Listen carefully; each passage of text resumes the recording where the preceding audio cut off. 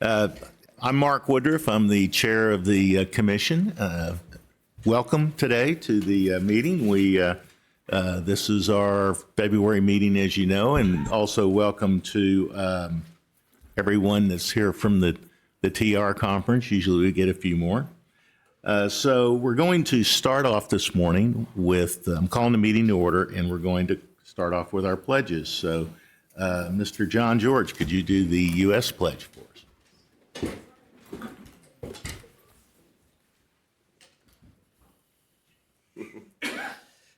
I pledge allegiance to the flag of the United States of America and to the republic for which it stands, one nation, under God, indivisible, with liberty and justice for all. And Candy Cook. Okay. I forgot to mention you, so I just thought. Mark, you can't ignore me. Oh, I didn't ignore you. I just forgot to mention you. Everybody will tell you you can't. Yeah. Okay. Honor to the Texas flag. I pledge allegiance to thee, Texas, one state, under God, one and indivisible. Thank you both. All right. So the next thing on the agenda is to look for absences, if any, and I don't believe we have any. It looks like a full house, so thank you, commissioners, for all being here this morning. Appreciate your service. Okay, so now, I've welcomed everyone, so I was supposed to do that. Good deal.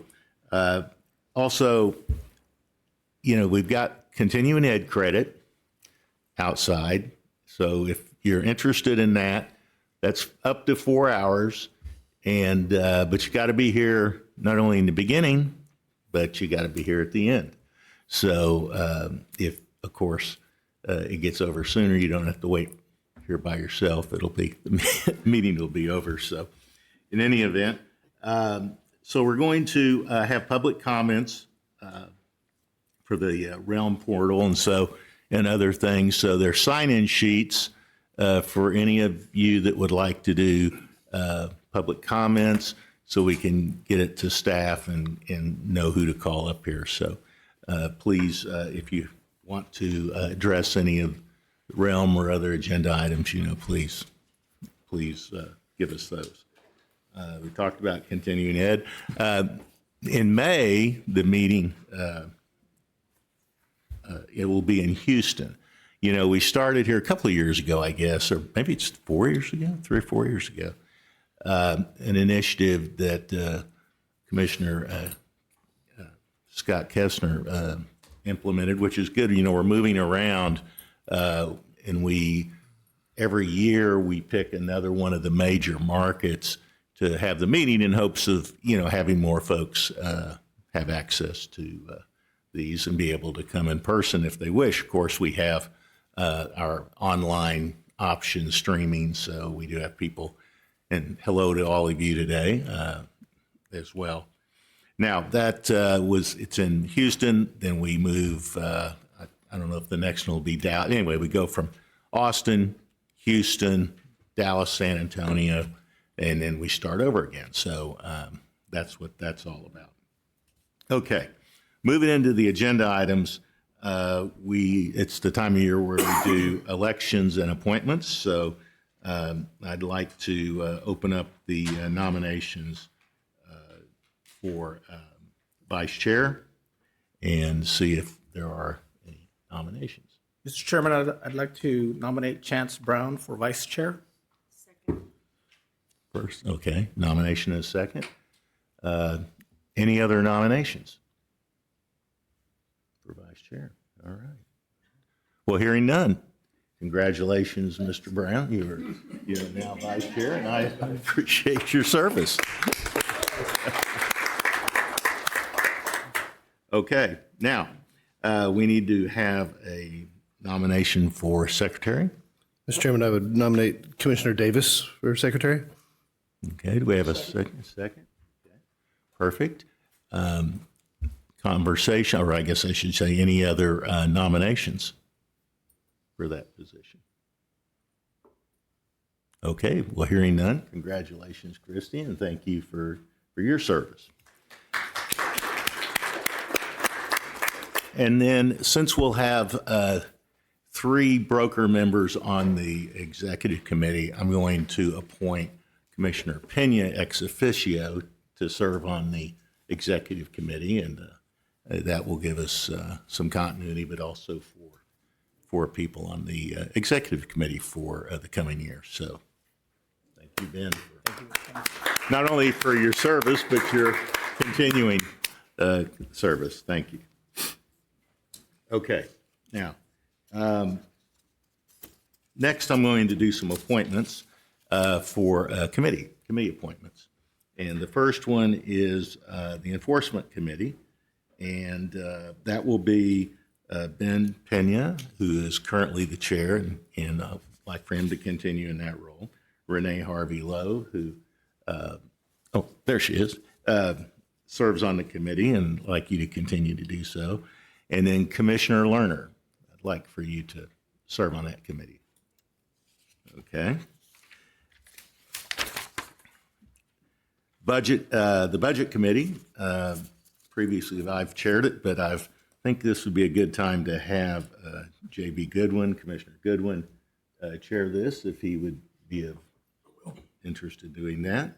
And then we'll have Commissioner Bernstein, rather, and he continues.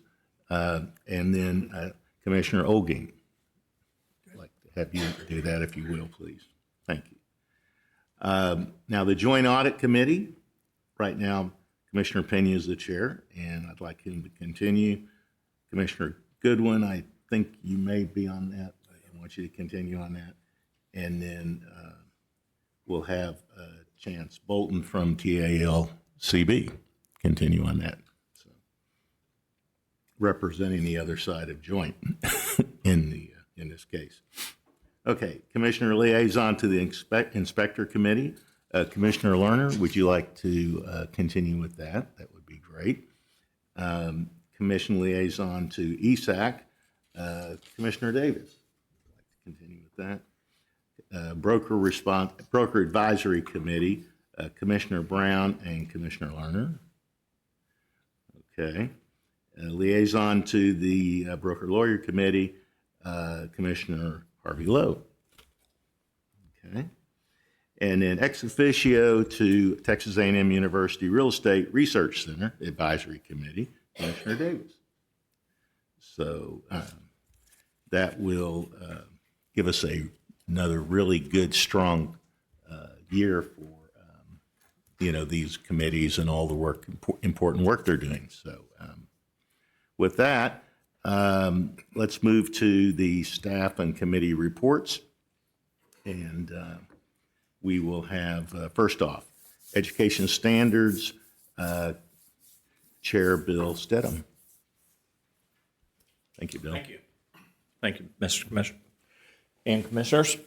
All right, we met last on January 12th, and we welcomed 3 new members to our committee, Alicia Austin and Mitch Rainey, and then public member Roxy Glenn.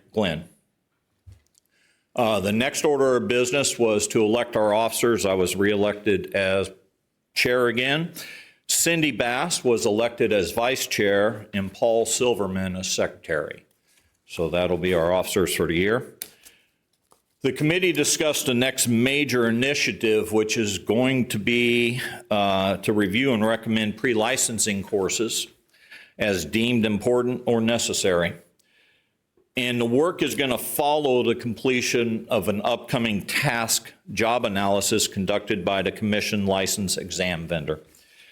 The job task analysis itself will involve several subject matter experts from across the state, agency staff, exam vendor staff, and included qualified psychometricians. Forgive me for that pronunciation. It's terrible on that. This effort will enable the agency to identify the most relevant knowledge, skills, and abilities required for a new sales agent to enter into the industry competently. The job task analysis, though, is going to be very in-depth, and it's going to take several months to complete. And for this reason, ESAC will not meet in April, but will reconvene on Monday, July 9th, where we expect extensive discussion and review. That concludes my report, but I'm available for questions. Okay. Any questions? Thank you very much for your report and your hard work. Okay.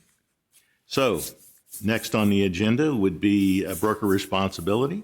Vice Chair Brian Sales. Good morning and thank you, Chairman, Commissioners, and staff. I appreciate the opportunity to be here. I am Brian Sales. I'm the Vice Chair of Broker Responsibility Advisory Committee, the BRAC. Our committee met on January 21. Although formal minutes aren't yet available, I'd like to summarize some of our key discussions. At the beginning of the meeting, we also elected officers, Chairman Ty Williams, myself, Brian Sales, as Vice Chair, and Marion Napoleon as Secretary Treasurer. This is a continuation of the same team as in previous years. We approved our minutes and amendments, and we moved on into more substantive conversation. A significant portion of our meeting focused on the implementation issues surrounding the statutory changes that went into effect on January 1. In particular, the committee discussed the written buyer representation agreements, non-representation showing only scenarios, open houses hosted by both agents representing the listing broker and agents that do not represent the listing brokerage. You know, much of the conversation centered on practical application, how brokers and agents are navigating the implementation of those new requirements. At this time, the committee did not make any formal recommendations, but we agreed that this is an area that warrants continued discussion, monitoring, and as the implementation continues on.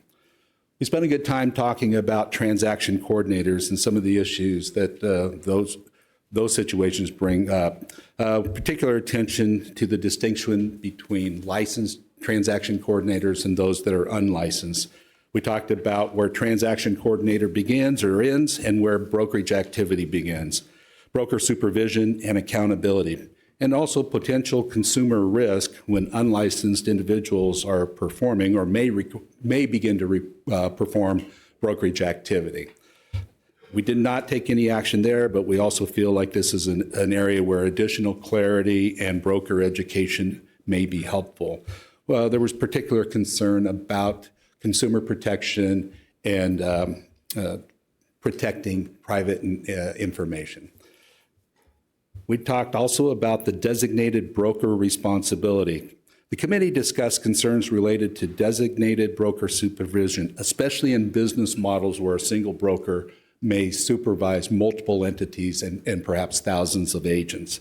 The discussion centered on meaningful supervision expectations, consumer protection, the distinction between holding a broker's license and providing and actively fulfilling supervisory responsibilities. Again, no conclusions were reached, but the committee believes this topic certainly warrants additional study and perhaps commission direction. We get a lot of public comments about that particular issue, and we take it seriously. Teams and team leads. We had an initial discussion regarding teams and team leads, including questions around authority, responsibility, and supervision. Comments were made that many teams act and operate as a brokerage themselves.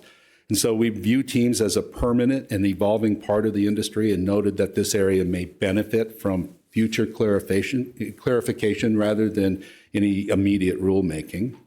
Again, education and licensing topics. The committee reviewed several public comments and requests related to age-based continuing education exemptions and recognition of out-of-state brokerage experience, so reciprocity. So these items raised broader questions of fairness, supervision, and consumer protection, and were noted for possible future discussion. I don't think our committee really has a stomach for changing the great work this commission did in the last couple of years about leveling the playing field for broker licensure and strengthening the experience and education requirements for such. And so we appreciate the commission very greatly. We would ask for commission's guidance on any priority topics that you all would like us to take on in our future discussions and meetings as well. With that, that concludes my report, but I'm available for questions as well. Brian, thank you. It's good. It's good conversation.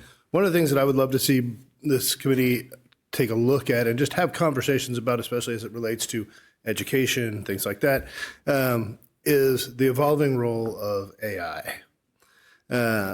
From rendering photographs that could potentially lead to misleading advertising complaints to opening up the law offices of ChatGPT when it comes to adding different contract language into special provisions and things like that. But also, oftentimes now, who am I talking to?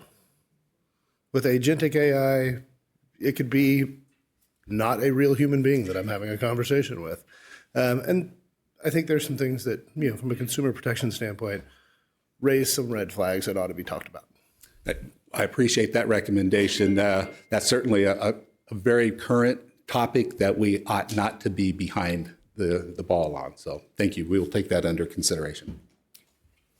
It strikes me that that's an excellent one, by the way, in the fact that, continuing conversation around, the last 2 points I think you made for one around teams, and then of course license broker, over multiple entities, and Yes, sir. I mean those are evolving trends, and it just seems like it does confuse, some of the, the communication at times, particularly with teams. Who am I, and then also the levels of responsibility that with respect to each one of those. I mean, team leads, versus a broker up here over maybe, like I said, thousands of people. I mean, and I don't have, I don't know where this goes, but those are topics. Just like I think a couple of years ago, we got into as a commission, we had a task force on licensed and unlicensed assistants. Yes, sir. And again, those are, seems like it'd be pretty straightforward, except it's not, when you get into liability issues and stuff. But anyway, I really appreciate the work and the fact that you're taking up these thorny issues, because, I think they're going to continue to be with us. So. Thank you. Well, we appreciate the opportunity to do so. Thank you, guys. Okay. Thank you very much. All right. So next up, we have the report by the Inspector Committee, Chair Randy Bayer. Morning, Commissioners. My name is Randy Bayer. I am the Vice Chair of the Inspector Committee. The committee last met a few weeks ago on January the 20th. The committee welcomed 3 new members: Greg House as an inspector member, 2 public members, Natalie Manzanares and Peter Charles. The committee also elected officers for the year. The chair this year will be Stephanie Huser, myself as vice chair, and a public member, Cole Robinson, as the secretary. The committee is also recommending proposed changes to Rule 535.214, which is presented to you today for adoption. These changes make it very clear that all the applicants must complete all the prerequisite coursework before completing or starting the Texas Practicum. The Texas Practicum, some may refer to as the ride-along program. This is where, after all the coursework is completed, inspectors will perform actual field inspections for a total of 40 hours of the Texas Practicum before they could submit their completed coursework to staff in order to get approved for sitting for the licensing exams. The committee also reviewed draft changes to the standards of practice, which I also chair that subcommittee. We're constantly reviewing those changes. We're getting very, very close to it. It's been about a 2-year process. We're down to about 2 major items that we discussed in the committee, so we've kicked it back. We're going to go over those next month, hopefully have those decided on, present it to our committee, adopt it, and then move it up to the commission for full approval. So our next meeting then on the Inspector Committee will be on April 21st at 10 a.m. And if there are any questions, I'll answer those. Questions? Thank you very much for your thank you. report. Okay, now we have co-chair, John George, that will be talking from the Broker Lawyer Committee. I'm sure plenty going on there, as always. Thank you, Chair, and good morning, Commissioners. Yes, the Broker Lawyer Committee has been hard at work, and we appreciate everybody's efforts, and particularly want to thank Commissioner Lowe, that comes to every one of our meetings and sits through what is at times lengthy, can be boring to some, exciting to others, meetings. And this last meeting was no different. We had a 2-day meeting this last time that we wanted to make sure we set aside enough time, thankful we did, to address the compensation issues and the many other issues that are currently being debated right now. We have a lot to go over today. I'll try to keep it as simple as I can to move forward. But if you recall at the last meeting, we had made a proposal for certain contract changes to be published for comment. At our October meeting, on October 10th, I believe it was, the Broker Lawyer Committee recommended pulling those down. And we pulled those down for reasons of FinCEN rules that were changing and unknown, the water disclosures that were requested for us to be drafted, and then also the compensation issue. And so we pulled those down, and the changes we'll go over today are really in addition to what we've already recommended. So what I'll discuss today is what we changed from what we proposed last time. There's ranges from something that are simple items like adding generators to paragraph 2B as an improvement that are becoming more common, to more substantive ones. And one in particular of substance is the legal holiday definition. Historically, we've never had a definition in our contracts of legal holiday. The proposal that we had last time is the same, except that we added one national holiday that has not been updated in the government code that we're now citing for the definition of what a legal holiday is. And that's Emancipation Day, which Texas, by the way, is a leader in recognizing Emancipation Day first, both as a paid holiday and earlier on recognizing it as a holiday in general. So we updated the definition to make sure we included Emancipation Day as a legal holiday. Some other non-substantive ones were capitalizing option fee and earnest money and contract where appropriate. And one issue that we debated very hotly on the committee, and this was in response to the Sunset Commission Special Purpose Review. We had a directive from the Sunset Special Purpose Review to draft language related to seller disclosures into water issues. And this shows up in two places in the language that you have before you today. One of them is in our seller's disclosure notice. If you notice, in the seller's disclosure notice has 5 additional items that have been added to it. Historically, as a committee and as the commission, we have stuck to the language of 5.008 of the Texas Property Code, word for word. We haven't ventured to what many license holders are used to using, the trade association forms and others that are much more expansive. And it's not that TREC doesn't believe, or the committee doesn't believe, those other items are important, but we've always followed the statute because it's a slippery slope on where do you stop and what do you include and what do you not. The Sunset Commission has now recommended and asked us to draft 5 additional items that you see in the proposed language that includes whether the property is covered by insurance, whether it's covered by windstorm insurance, whether there's above ground tanks that are more than 500 gallons that held petroleum products at some point, and whether the property is located in a conservation easement. And there's whether a private road is adjoining the property. The committee believes those are all very important items, and those are things that consumers are well to be advised that they exist or don't exist. The committee is not taking a position on whether those should be adopted or not, because we've had the same fear that we historically have had on whether those items, whether we should go outside the property code itself, or whether it's best addressed in the property code. But in compliance with what we've been requested by Sunset, should the commission decide those items should be in the disclosure, we have provided the language that we would recommend including for those particular items.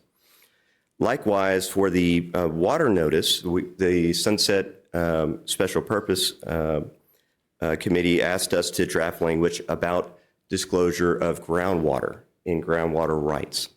This is a growing issue in Texas from many different angles of people that are buying properties and figuring out post-sale they can't get water.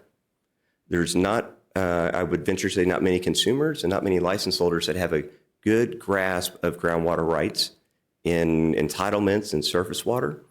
TREC staff has done a great job in drafting in the legal update materials a whole section on groundwater.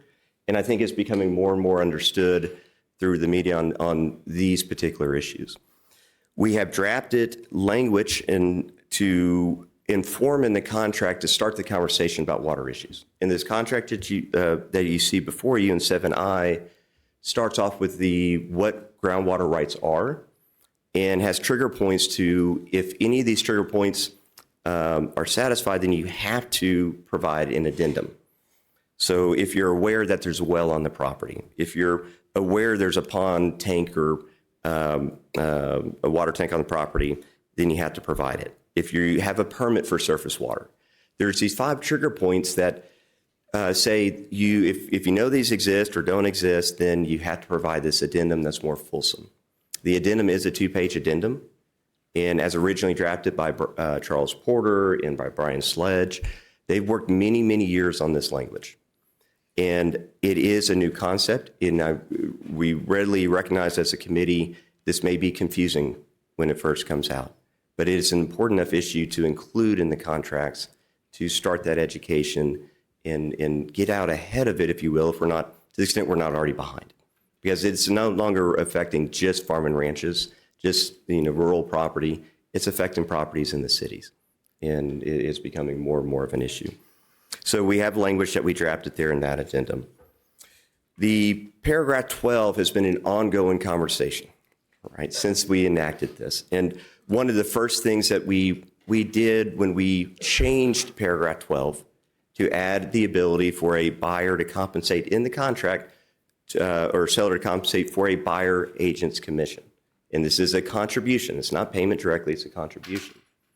When we first had that meeting where we came up with paragraph 12, we were 1 vote away from what was then the most requested language from all the license holders of the farm and ranch. It was a 6-7 vote, and we had to take a first step. And at that meeting, when we came up with paragraph 12, which I think is a good solution that's been tweaked and it has its issues and holes that I think have had another great solution here to fix. But we said that was our first step. So at this last meeting, we had reserved the 2 days largely around this issue to discuss how can we make it better.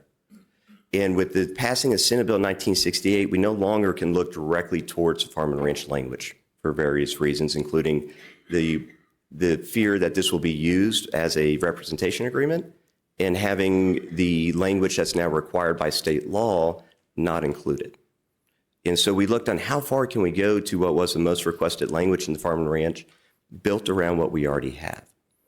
And so you'll see in the new recommended language of revised paragraph 12 that changes 12A1 back to the way that it largely was in the past. And we removed the language about compensation to an entirely new big section 12B. The confusion with the language before was, how can this be used? Does it change the other written agreements that are out there?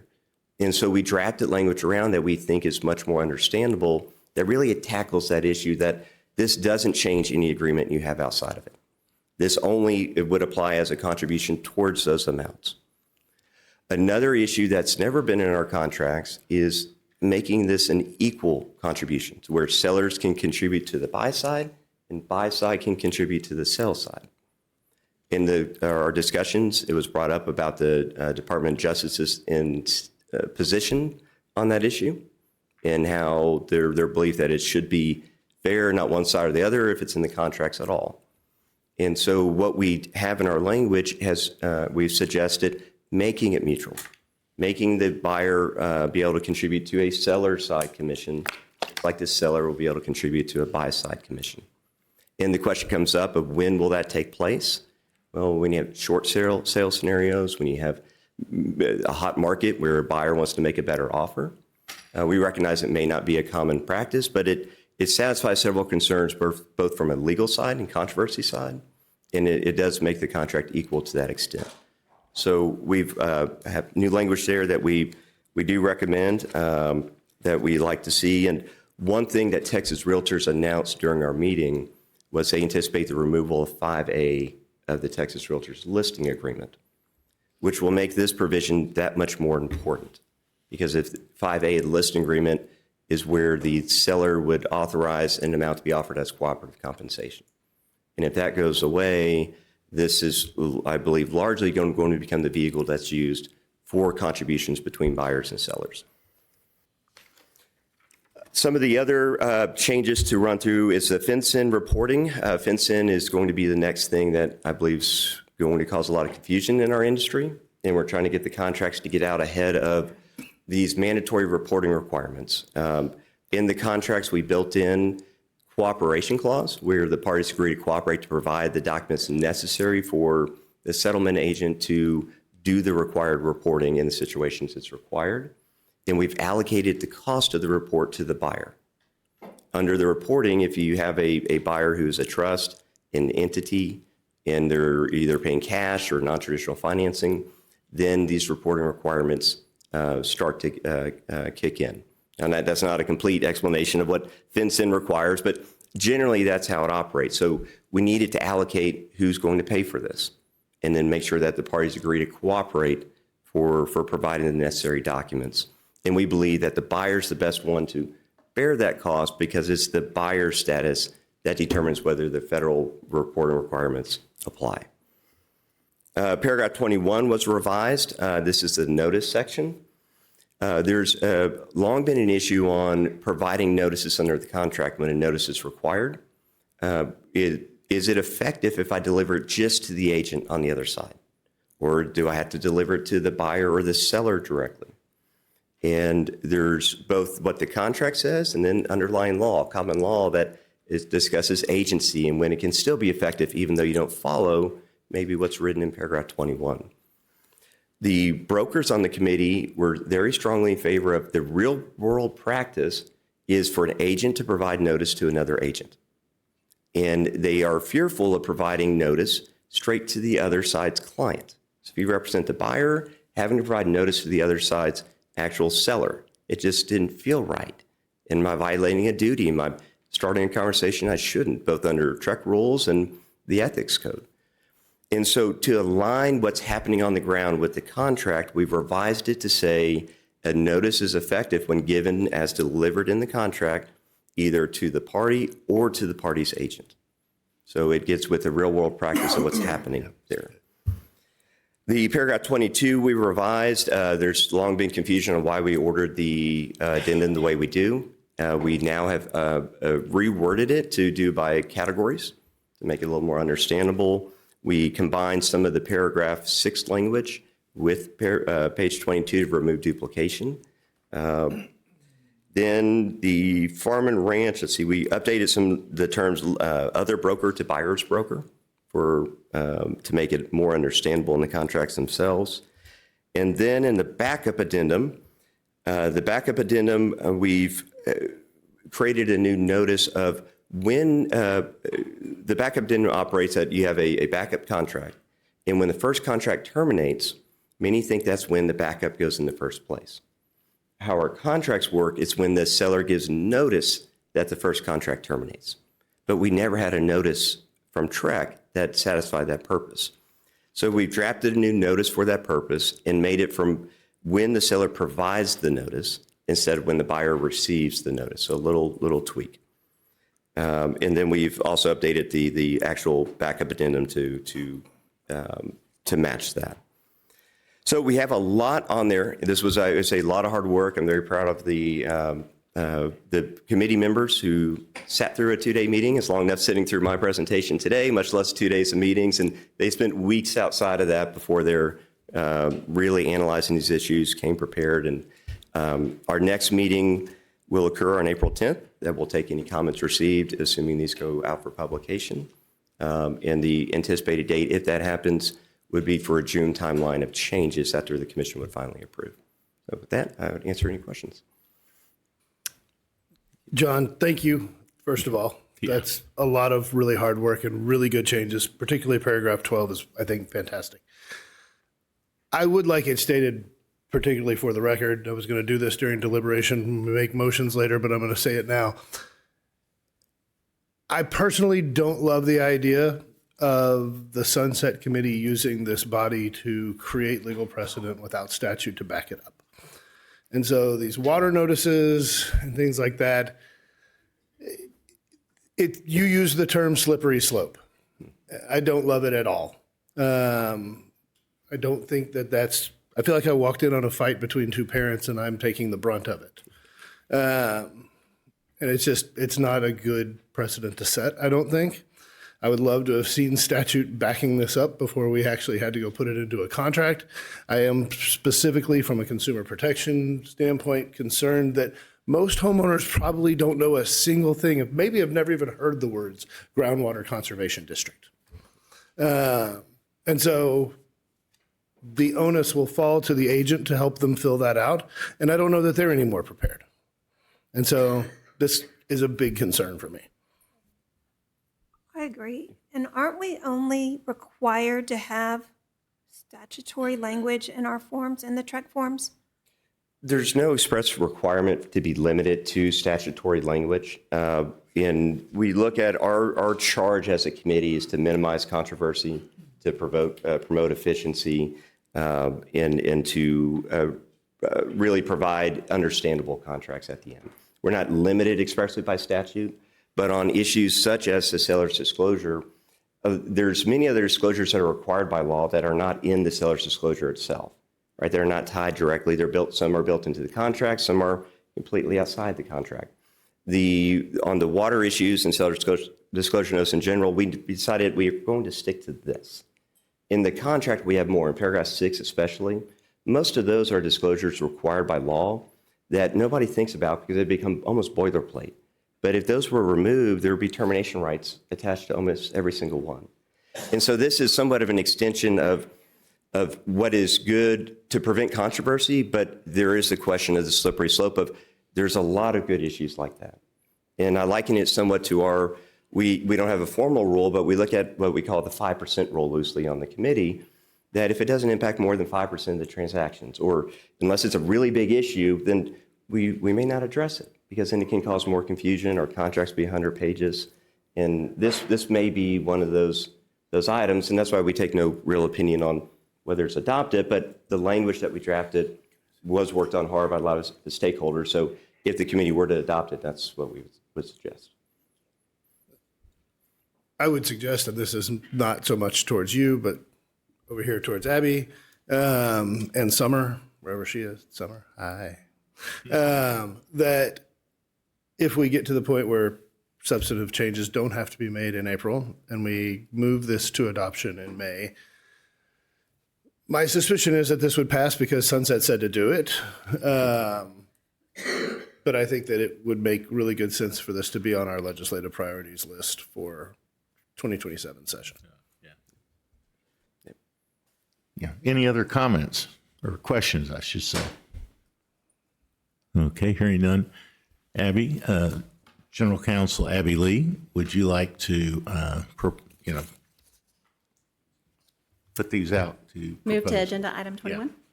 Yeah, move agenda item 21. We're Be happy jumping to. around a little bit because these tie to, the report for anyone trying to follow the agenda. So Abby Lee, General Counsel for the record. Good morning. Agenda item 21, is discussion and possible action to propose amendments and new rules to 22 TAC Chapter 537. In the interest of time, the specific sections up for proposal are listed in the agenda and included in your materials. You've already heard a great description of all of the changes that are before you for proposal. They're also listed in your materials, and red lines are included as well. Unless there are any questions that you have for me or Co-Chair John George, then the staff recommendation is to authorize staff on behalf of the Commission to submit proposed amendments and new rules to 22 TAC Chapter 537 and the forms adopted by reference as presented, along with any technical or non-substantive changes required for proposal to the Texas Register for publication and public comment. So moved. Second. Okay. Comments? Discussion? Okay, hearing none. All in favor? Aye. Aye. Any opposed? Hearing none. Motion passes. Thank you. And thank you for your work, John. Great.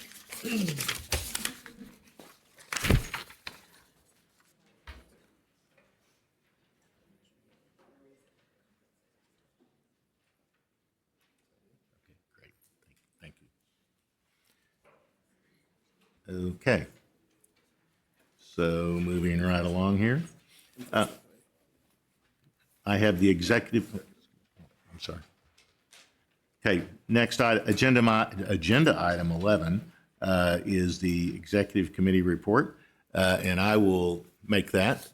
We've had two executive committees, December 9th and, one in December, one in, I think the 23rd of January and December 9th. But in any event, we have a monthly, for those of you that wonder, to review with the TREC executive staff, operations basically, and any things that are out there that, are hot items that may need our attention or their questions, et cetera, about.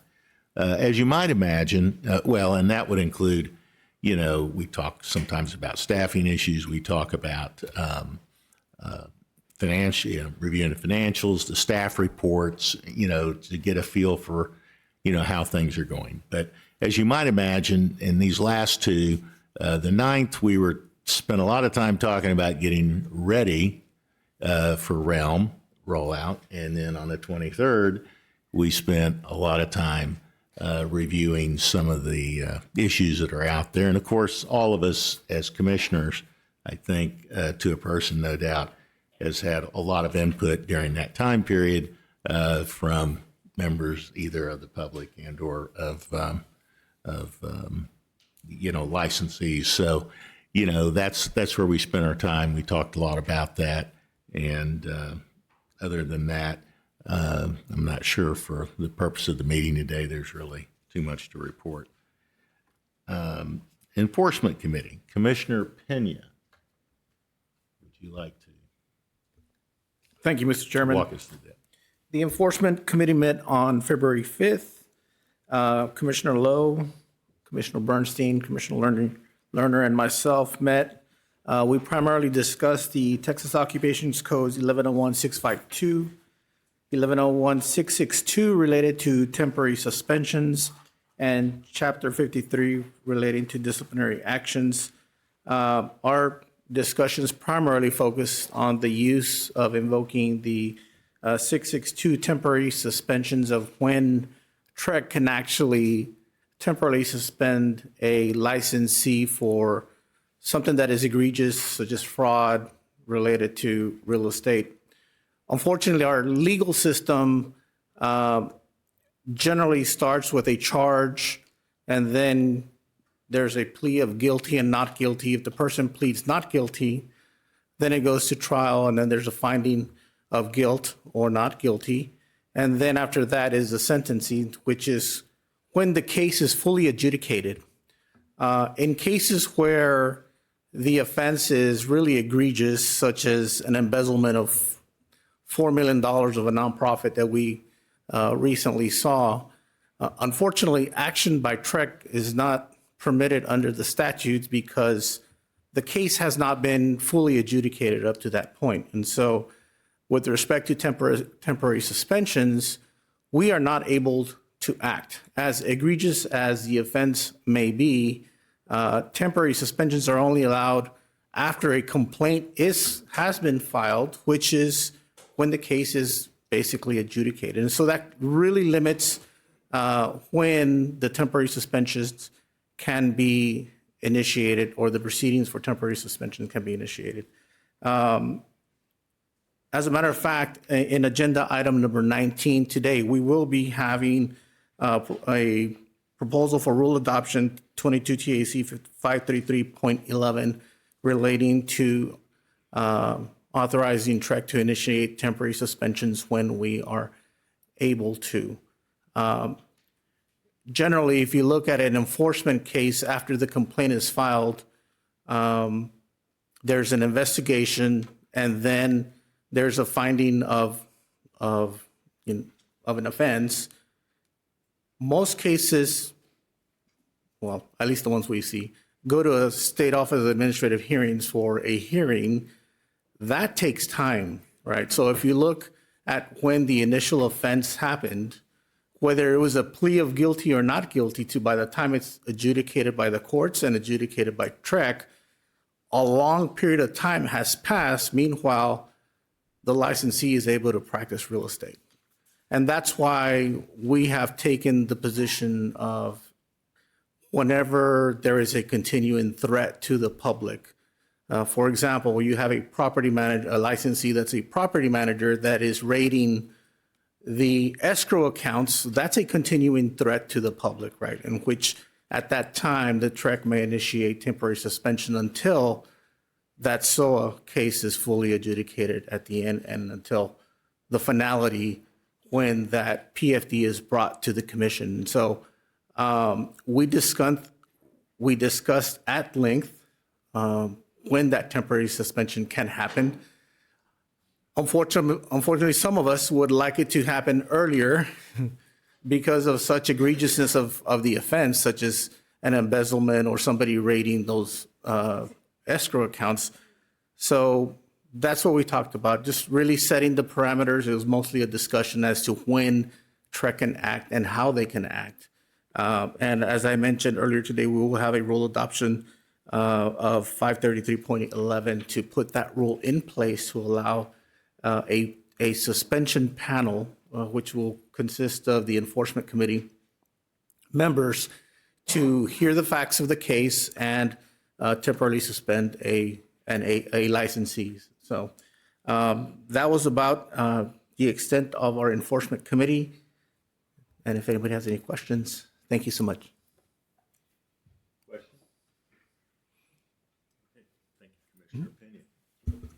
Thank you, Commissioner Pena. Okay, moving to item 14 rather, in this case, 13 now. This is going to be our report from all the different staff operations groups. And let me just say at this point, we are going to be taking public comment after, after the staff reports. And so if you have, I have 3 names, I think, right now. If there's others, you'll need to think about signing up before all these are done, and you'll be welcome to, address the commission. So leading off here, of course, is Executive Director Chelsea Buckholz. The floor is yours. Fantastic. Good morning. Welcome to all of those who are joining us today. I know many are in town for the winter meeting, and we always get excited about the people who come to our February meetings from that winter meeting, Texas Realtors. So welcome. And I know there are also a few people who have come just to provide you with feedback on the Realm Portal launch. And so welcome to all of you. The chair mentioned that we have some staff reports and then public comment after that. I just counted there's 8 of us who give staff reports. And so if you're wondering when those public comments will come up, it's after 8 of us. I'm one. And I may be a little bit long today. I'm just warning you. It's important to me to answer all the questions that I believe you and many people in the room have about the Realm Portal. And this is an opportunity to give, for me, to give you a little bit of a look behind the curtain on what we at TREC have been doing since that launch. Launch was December 15th. So we began our transition at the end of the day on December 2nd, and then launched the new portal on the 15th. That did not go as planned, to say the least. One question I recently received was, why did we even need this? What are we doing, and why did we need it? And the answer to that is that the old system was very clunky, and it was incapable of adapting to the changes that we needed, and that our changing rules and legislation required. When we received questions in advisory committee meetings about, can we just add a checkbox here? And can we make this change there? Often our answer was that our system could not accommodate that. And so this new portal will allow for those accommodations, but we need it to work more than it is today. I know that.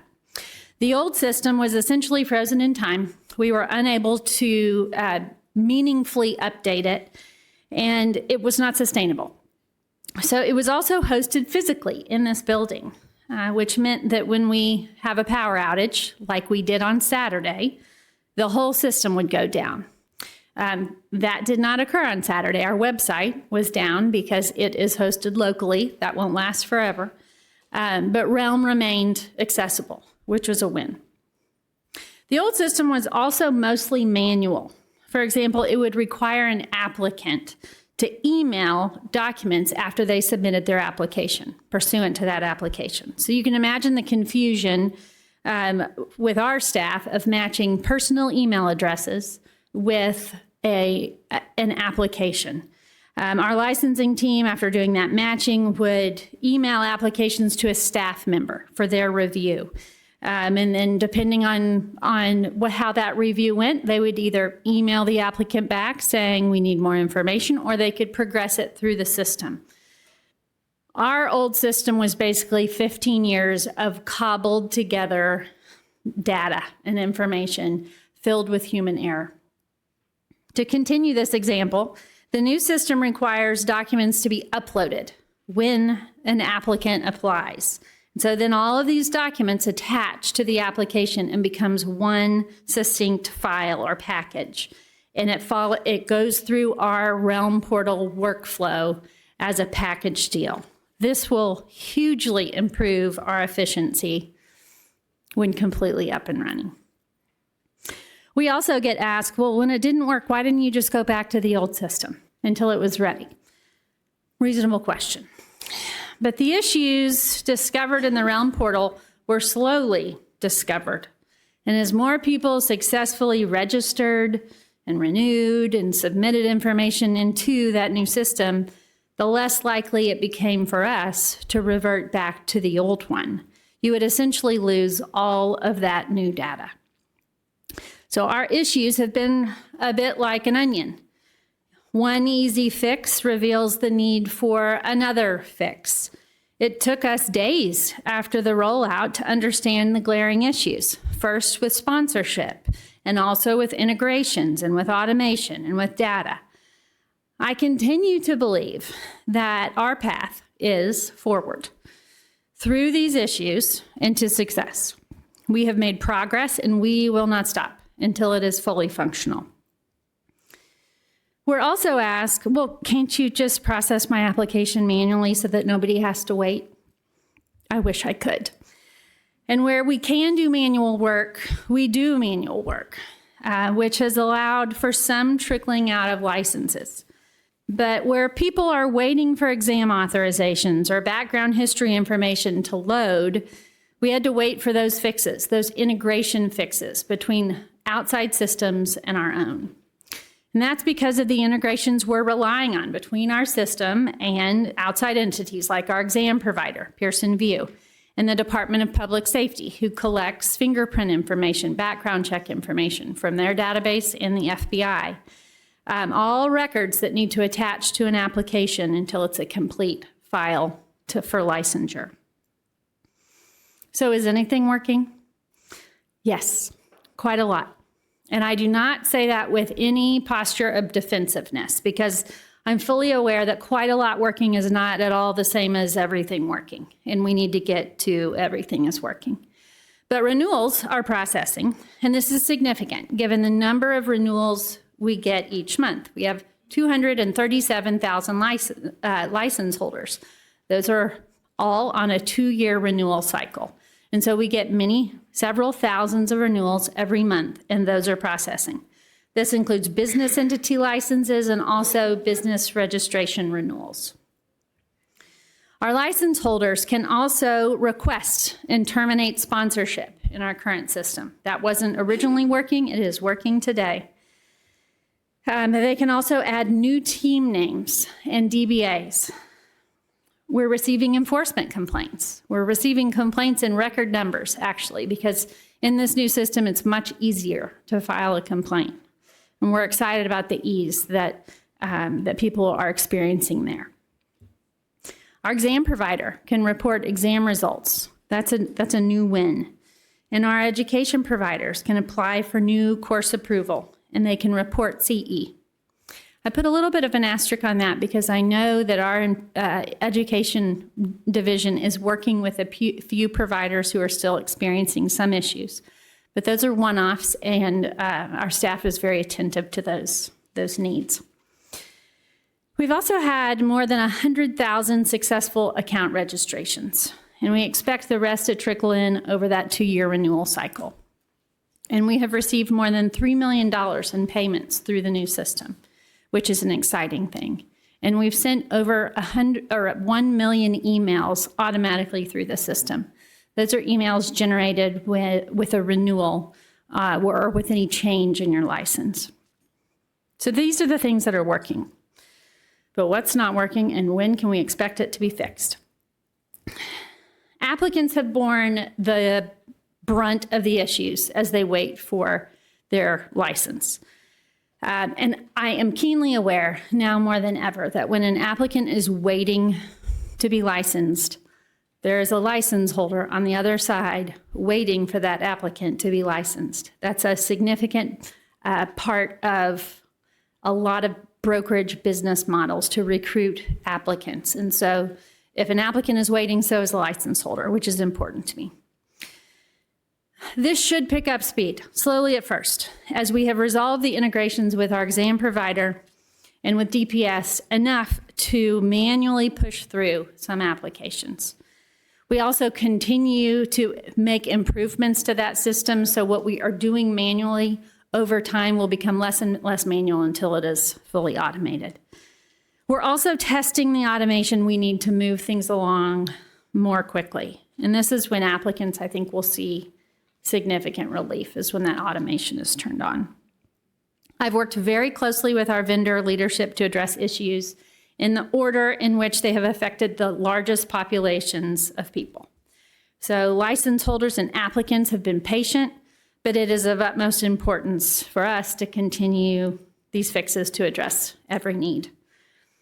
I tell you that specific thing, that we're operating in the order of those affected, because you'll notice that some of your reports are incomplete. We have some missing data. That's where it pulls from our new system, and we can't rely on the information we were seeing as it's reporting today.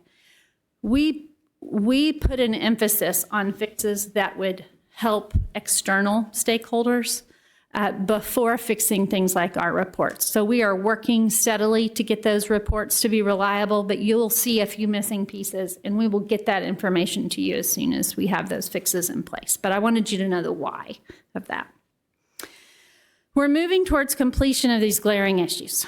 And the next thing we'll work on is fixes that don't stop people from practicing, but sure make it easier to do. And then after that, we're gonna make fixes that just improve the lives of all of us. And we'll probably be doing that for the life of the entire system, right? Just continually making updates to ensure that it is the system we all need and that benefits license holders for many years to come. So our current priority is to get licenses in the hands of applicants. That's the glaring issue of the day. And to do this efficiently for all those waiting, we need automation to be in place. I believe that we're days away from that happening. It's currently being tested. There's a meeting later today to make sure that that testing is meaningful and moving the ball forward. And once that automation is resolved, we'll work to reduce the backlog of those waiting. Right now, we can trickle out that progress, but we need that automation to see real wins for those waiting. We also have some other solutions in the works that I wanted to mention. Later today, we'll deploy a solution that will allow brokers to download a report into Excel that includes all those they sponsor and the information of those licenses. This is particularly helpful for large brokerages who have had trouble in the portal seeing all of the agents that they sponsor. with some brokerages being the size that they are, the system simply times out before all that information loads. This should be resolved by that report system. We're also working on a data conversion issue that left our team names and our DBAs out of the portal. So those of you that have previously registered team names and DBAs, those do not need to be re-entered into our system. They will come through a data conversion fix. Similar with delegated supervisors. They are not consistently reflected in the new system, but they will be. And one more I want to mention. Expiring those who have not renewed their license. At TREC, we have an automated process that in our former system, we would run on a certain date that basically expired licenses, those who did not renew their license the month before. We have not done that out of an abundance of caution. We have not expired November licenses or beyond. November license holders who have not renewed will be expired this week.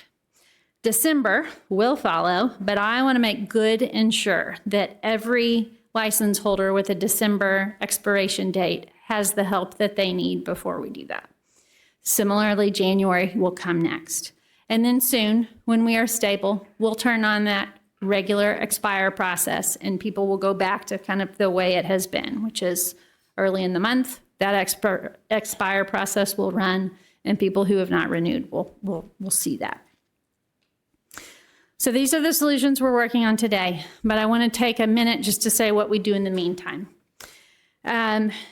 We hear a lot of frustration about those not being able to get through on the telephone and an email. Here's the reality of what our customer service division is facing.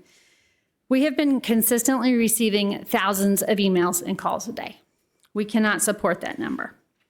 Some of those are folks who are having trouble with a specific issue, and many of those are folks who just want to know about their application status or are seeking assurance even about whether or not they did something right in our system.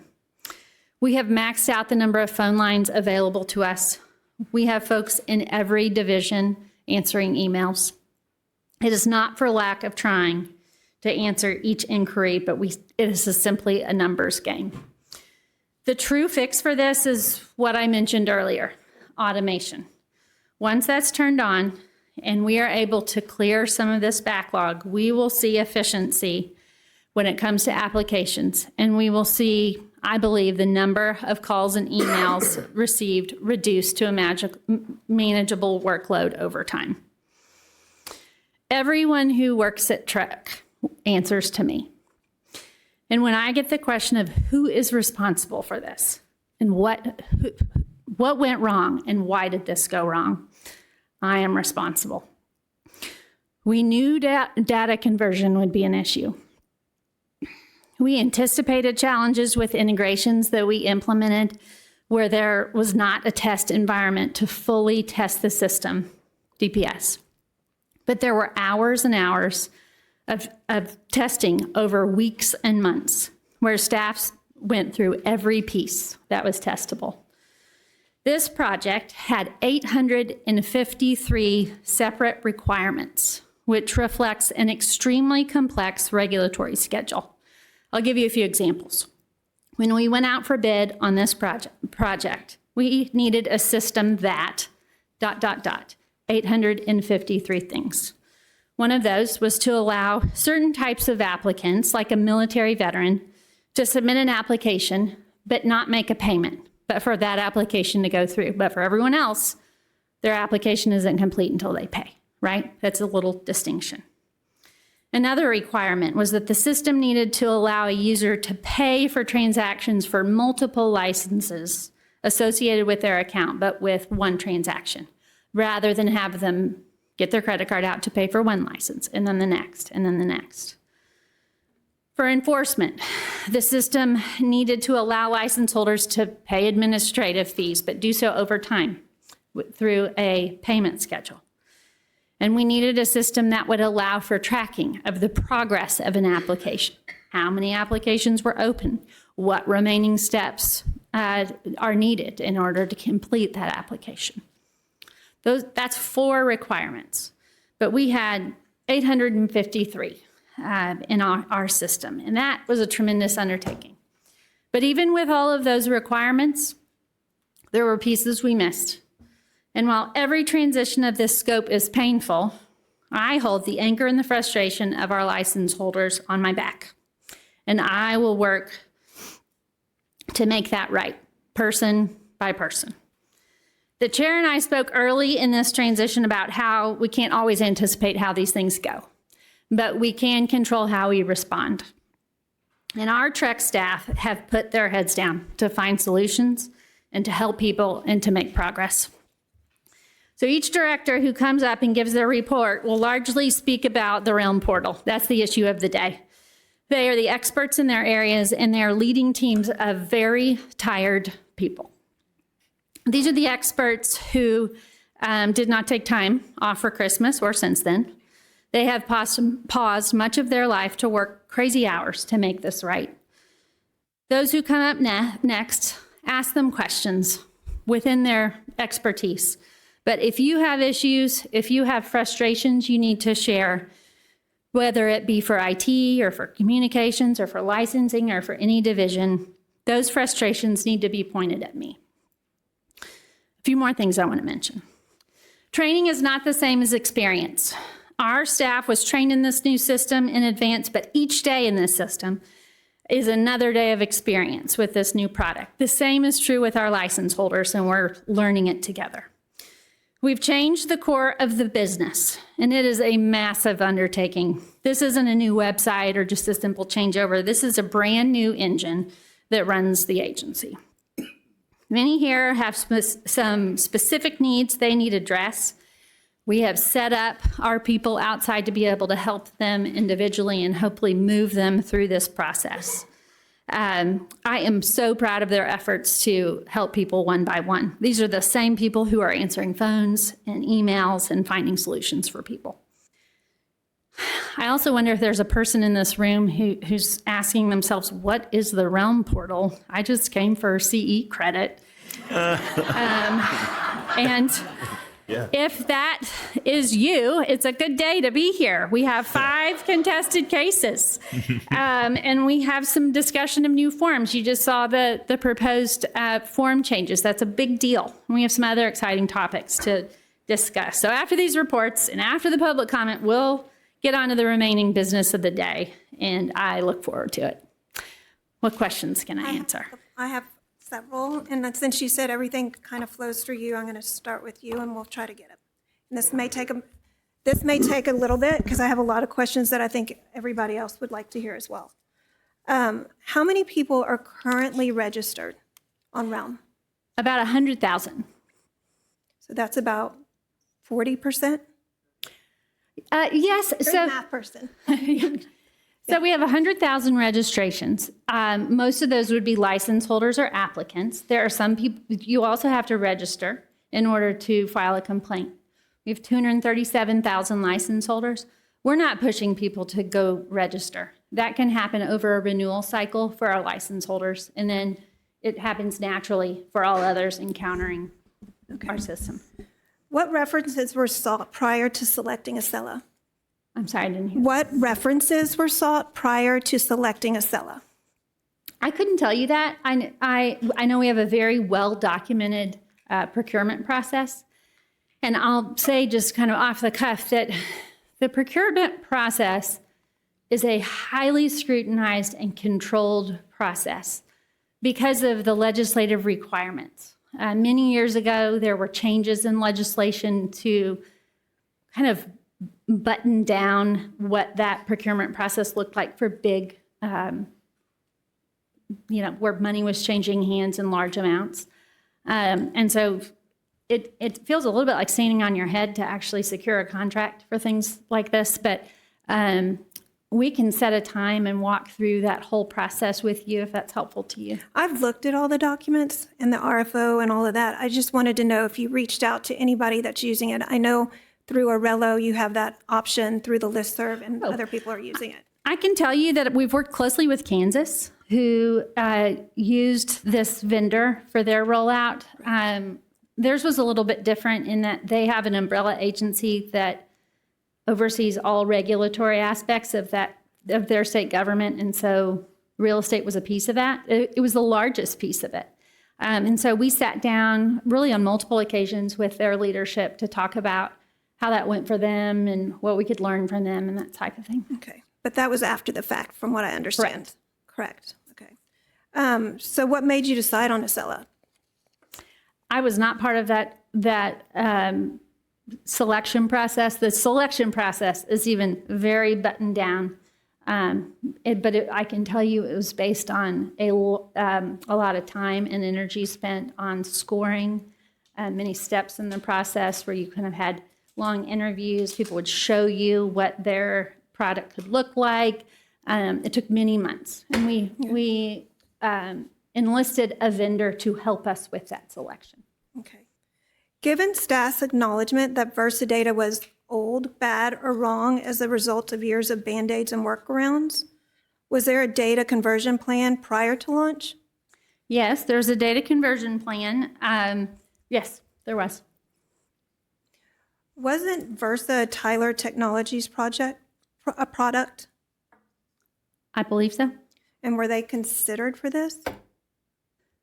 I guess I don't understand your question. It sounds like we would be going from Versa to Versa. No, I'm just trying to know. Versa was old. They have new products, and it's used pretty much for a lot of government entities. And I just was trying to find out if we would have looked at them if the data conversion could have been a little easier than what's happened. They could have bid on our project. I don't know if they did. And I do want to just jump in, just be a little bit careful about talking about the procurement process here. If you've got specific questions, we can talk about that offline. Okay. Did we jump into this launch as quick as we did when it wasn't ready because that Versa maintenance contract was ending? No, I believe we can extend that contract on a month-to-month basis. Okay. On December 19th, we were told you needed to extend the number of phone lines DIR would allow TREC to have. What type of advanced planning was done knowing there would be obstacles when forcing all users to re-register? We extended our phone lines ahead of launch to the max that DIR would allow. And then we asked for additional help through executive leadership to expand that further once it became clear that our advanced planning wasn't enough to accommodate. Okay. Was external user acceptance testing conducted with license holders, large brokerages, MLSs, or education providers? I'm going to need to get back to you on the exact testing we did, and I'm happy to sit down with you. Okay. Good. You had mentioned earlier that education providers are having better luck now. I got 2 emails from the largest providers in Texas just last week who are at wit's end. And that wasn't the case. And who They're are? at wit's end. They cannot do what they're supposed to be doing. So that's a huge issue. Okay. We were told the size of Texas seems to catch Acela off guard. Were performance and stress tests conducted prior to launch to account for the size of Texas and large brokerages? Performance and stress tests. I'll have to get back to you on that testing question. Was there a cutover plan from Versa to Realm, including rollback procedures if failures occurred? There was a cutover plan. Why wasn't it used? I believe that it was. Okay. Which contractual deliverables required to be completed before launch were not met? I'm not going to talk about contract deliverables in an open meeting. Why wasn't it delayed? Why wasn't the launch delayed? Why wasn't the launch delayed? Well, it was delayed twice, Right. if not more. There were several requirements included in Realm that needed to be in place by January 1st for legislative reasons. If I had known today if I had known then what I know today, I think that would have been less of a driver in our decision-making than it was.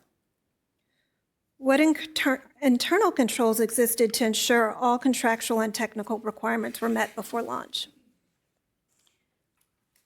What internal, say that one more time, I'm sorry, I'm What slow. internal controls existed to ensure all contractual technical requirements Mr. were met Chairman, before launch? I'm going to ask, these questions are really, really getting down to the root of something that we're still trying to navigate and kind of put to bed. At the end of the day, I think it's important that we as a commission and commissioners do an autopsy of what happened. At this point, there are a lot of unknowns. And every single one of us, and those are very valid questions, Commissioner. But I think we really should, once everything gets stabilized, and it will get stabilized. I mean, these data conversions are not easy. I've seen plenty from my clients. They're not easy. They're horrible experiences. And so I think it's probably best if we let it play out, let the system stabilize, and then we can assign a task force and we can do an autopsy of what happened with the launch. I think look there's a forward lot to of that. people looking for answers that need to be shared with many people in this Sure. room and online. And I understand I've that. actually read the RFO, that where the deliverables were, and I can't even imagine 50% of those were complete prior to this launch. Well, that would be the purpose of doing the forensics, if you will. I mean, lessons were learned, obviously, but we don't have the answers to. So, I mean, hey, our company's a big user, and we've got almost 1,000 people, 800, 900, and so I understand the frustrations that people have had with this, but. On the other side of it, I also believe that there was a plan, and those are great questions you have. And we don't know exactly, it's kind of the, search for the guilty. Well, we don't know where all of the. Nobody's looking for guilt. No, People want but, answers. well, I mean, by guilt, what I mean is where did it go wrong? Who didn't do what they were supposed to do, right? I mean, isn't that to the. I don't want that. I just want answers. I don't care who's guilty. I want it fixed. Well, we don't have the I answers. want to know. Okay, there- but we don't have the answers. Should be answers. No, there shouldn't. We're still trying to figure it out. I mean, we're still, trying to determine what exactly happened in some of these cases. Those are excellent questions. I think we all have them. But, they're not available. So, we will have them when we have them, which is not going to be years. I mean, over the next few weeks, we're going to be able to bring this to closure, and we'll have the answers, and we'll have a review, and then we'll be able to answer the questions. Don't you think that testing should have been done with education providers? Make sure the DPS integration worked. All of this before you launch. You can't even check fingerprints now. And I just heard you're offering renewals. Are those being background checks before you offer the renewals?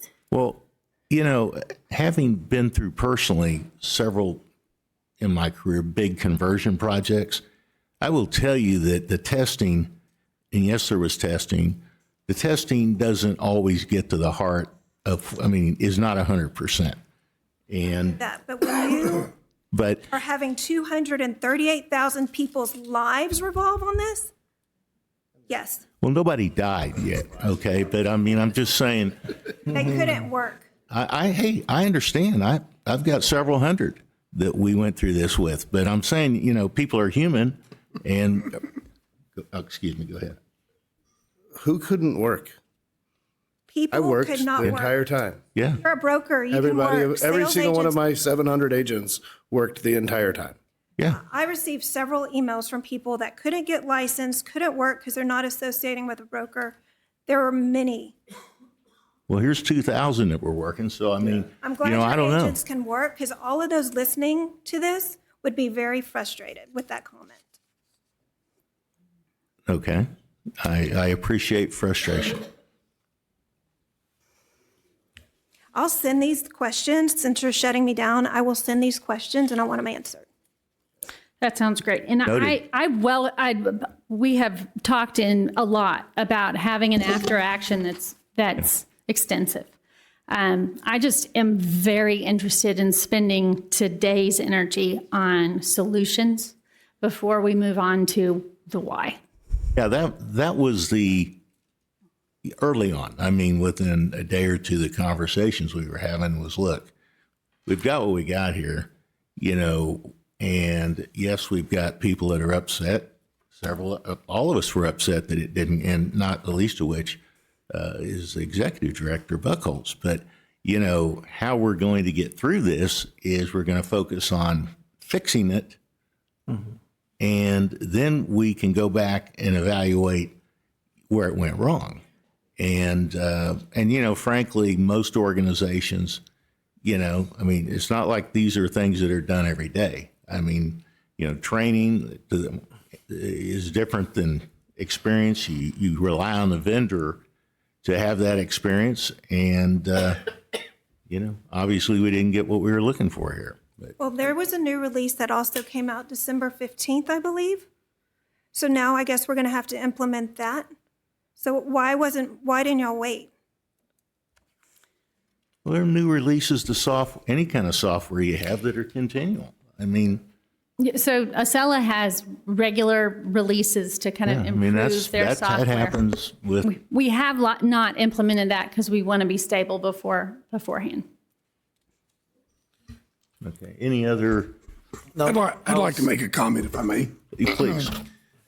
I appreciate Commissioner Lerner's questions. I wish you had submitted them, quite frankly, prior to this meeting. I had a meeting with Chelsea and basically went over a lot of those types of questions out of courtesy prior to the meeting so that she could be prepared to answer those. But it seems to me that we as a commissioner group are faced with a decision to do something with what we have today and whether or not it can be fixed. It hasn't been lost on me that we spent $4.5 million. It hasn't been lost on me that we have spent 58 months since the first expenditure to come out with something that does not work, or at least has got some severe problems in working. And it would seem to me that at some point today, hopefully, that we're going to get some of the answers to some of these questions to make a decision about whether or not do we continue to move forward with this program. And I don't think it's a move forward or drop it, move forward to go back to Versa, but maybe suspend this program until we can be assured that these things can get worked out. And one of my questions with Director Buckholz, I think a week ago, 10 days ago, I said, what's the problem if we drop this system? And I believe your response was that it was all of the data that we have received since December 2nd to today. Now, if the next time we meet, if that amount of data, however much that amount is, and you had promised me that you would look into that and get back with what that amount of data was. But if we're not going to address that today, and then we have these same problems at our May meeting, we've just compounded what we're going to have to deal with about getting it into some intermediate system by an additional 3 months coming in our May meeting. So some of those questions that I think need to be answered, at least from my perspective, I would want to know the answer to before I commit to saying, let's go for the next 3 months with a vendor who's had 58 months and has delivered something. And in all fairness, the vendor had to say, we're ready to go. At least I fully expect that, whether you, Chelsea, or someone beneath you also said, yeah, we think we're ready to go too. It's really their project. They do things and speak in a language that none of us in this room, or at least very few of us in this room, even understand. I mean, it kind of is all Greek. But what's not Greek to us is, does it work or doesn't it work? Mm-hmm. That's very plain Texan. Well, and while that I appreciate the clarity on that, the fact is we are issuing, I mean, a lot of things are working, just not everything's working. Right.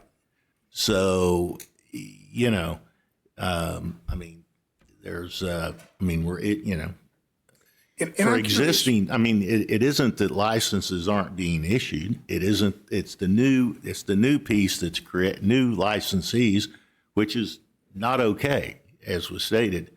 But, you know, and most of the other pieces are functioning. So, That's right. We have about, I mean, we have an estimate of about 4,000 people waiting on their license. Several of those are waiting to have their license processed.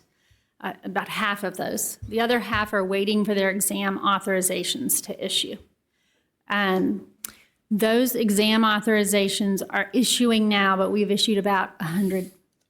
That will pick up speed this week some, though it will continue to be a somewhat manual process for a time, kind of picking up speed over time. So there's no alternate, you know, step. There's no system out there that I could go to that would be better than this one for a time. I really believe that the way forward, or the way is forward. We have 40 critical or high tickets remaining. Now, the ticketing system is, you know, that's basically the process where you identify an issue in between our vendor and with our IT team and the experts within our division. They kind of bounce those tickets back and forth. Here's what's not working. They work on a fix. We test that in a test environment. These things aren't working. Here's what I notice. Okay, more fix, just back and forth. We have about 40 of those remaining. When we first started this universe, I believe we kind of set the universe, meaning we're not adding more tickets to this. We're just going to whittle down what we have, and the remaining tickets go into our IT system for fixes, because there needs to be a knowledge transfer, right? We have this vendor, but eventually our IT team does all of our, or most of our solutions. So when we first started that, there was more than 100. We've whittled down more than 60. We're down to 40. By the end of tonight, we will implement 2 of those tickets. It will get us down to 38. So we're making significant progress. As soon as all those tickets close, then we move from transition to more of a maintenance. That means that we're in better shape. We still have some fixes to do, but they aren't critical in nature. But this will evolve over many, many months. But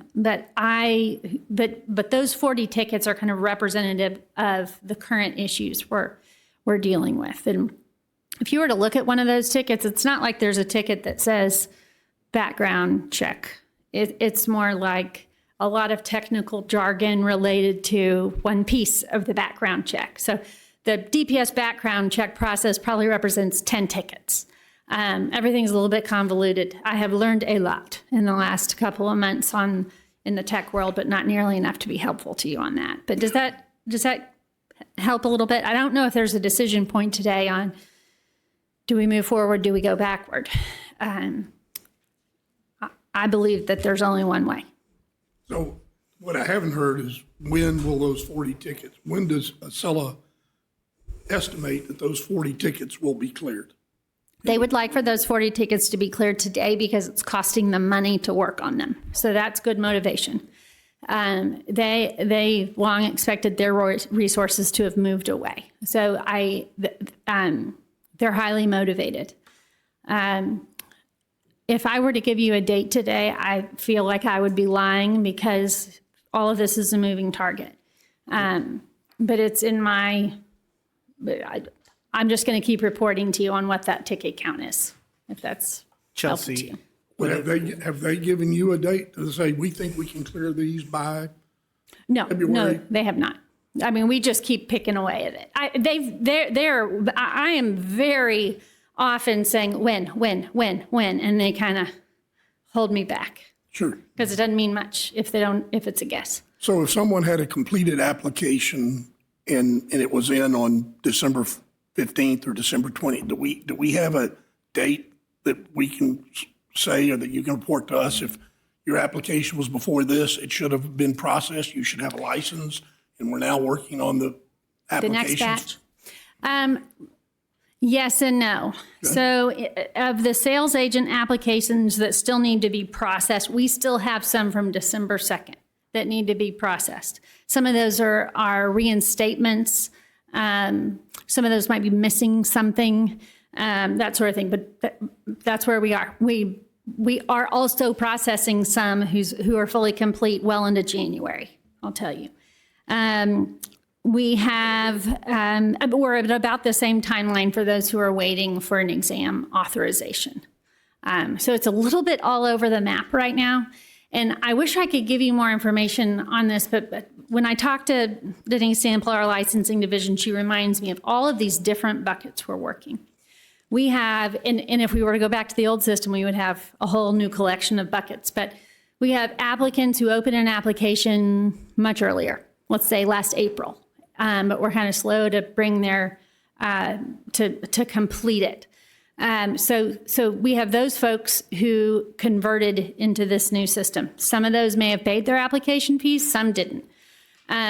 We have reinstatements and returning from a similar timeline, people who let their license expire and are coming back. And it makes a huge difference if they've been expired less than 6 months, over 6 months, less than 2 years, over 2 years, as to what bucket they fall into.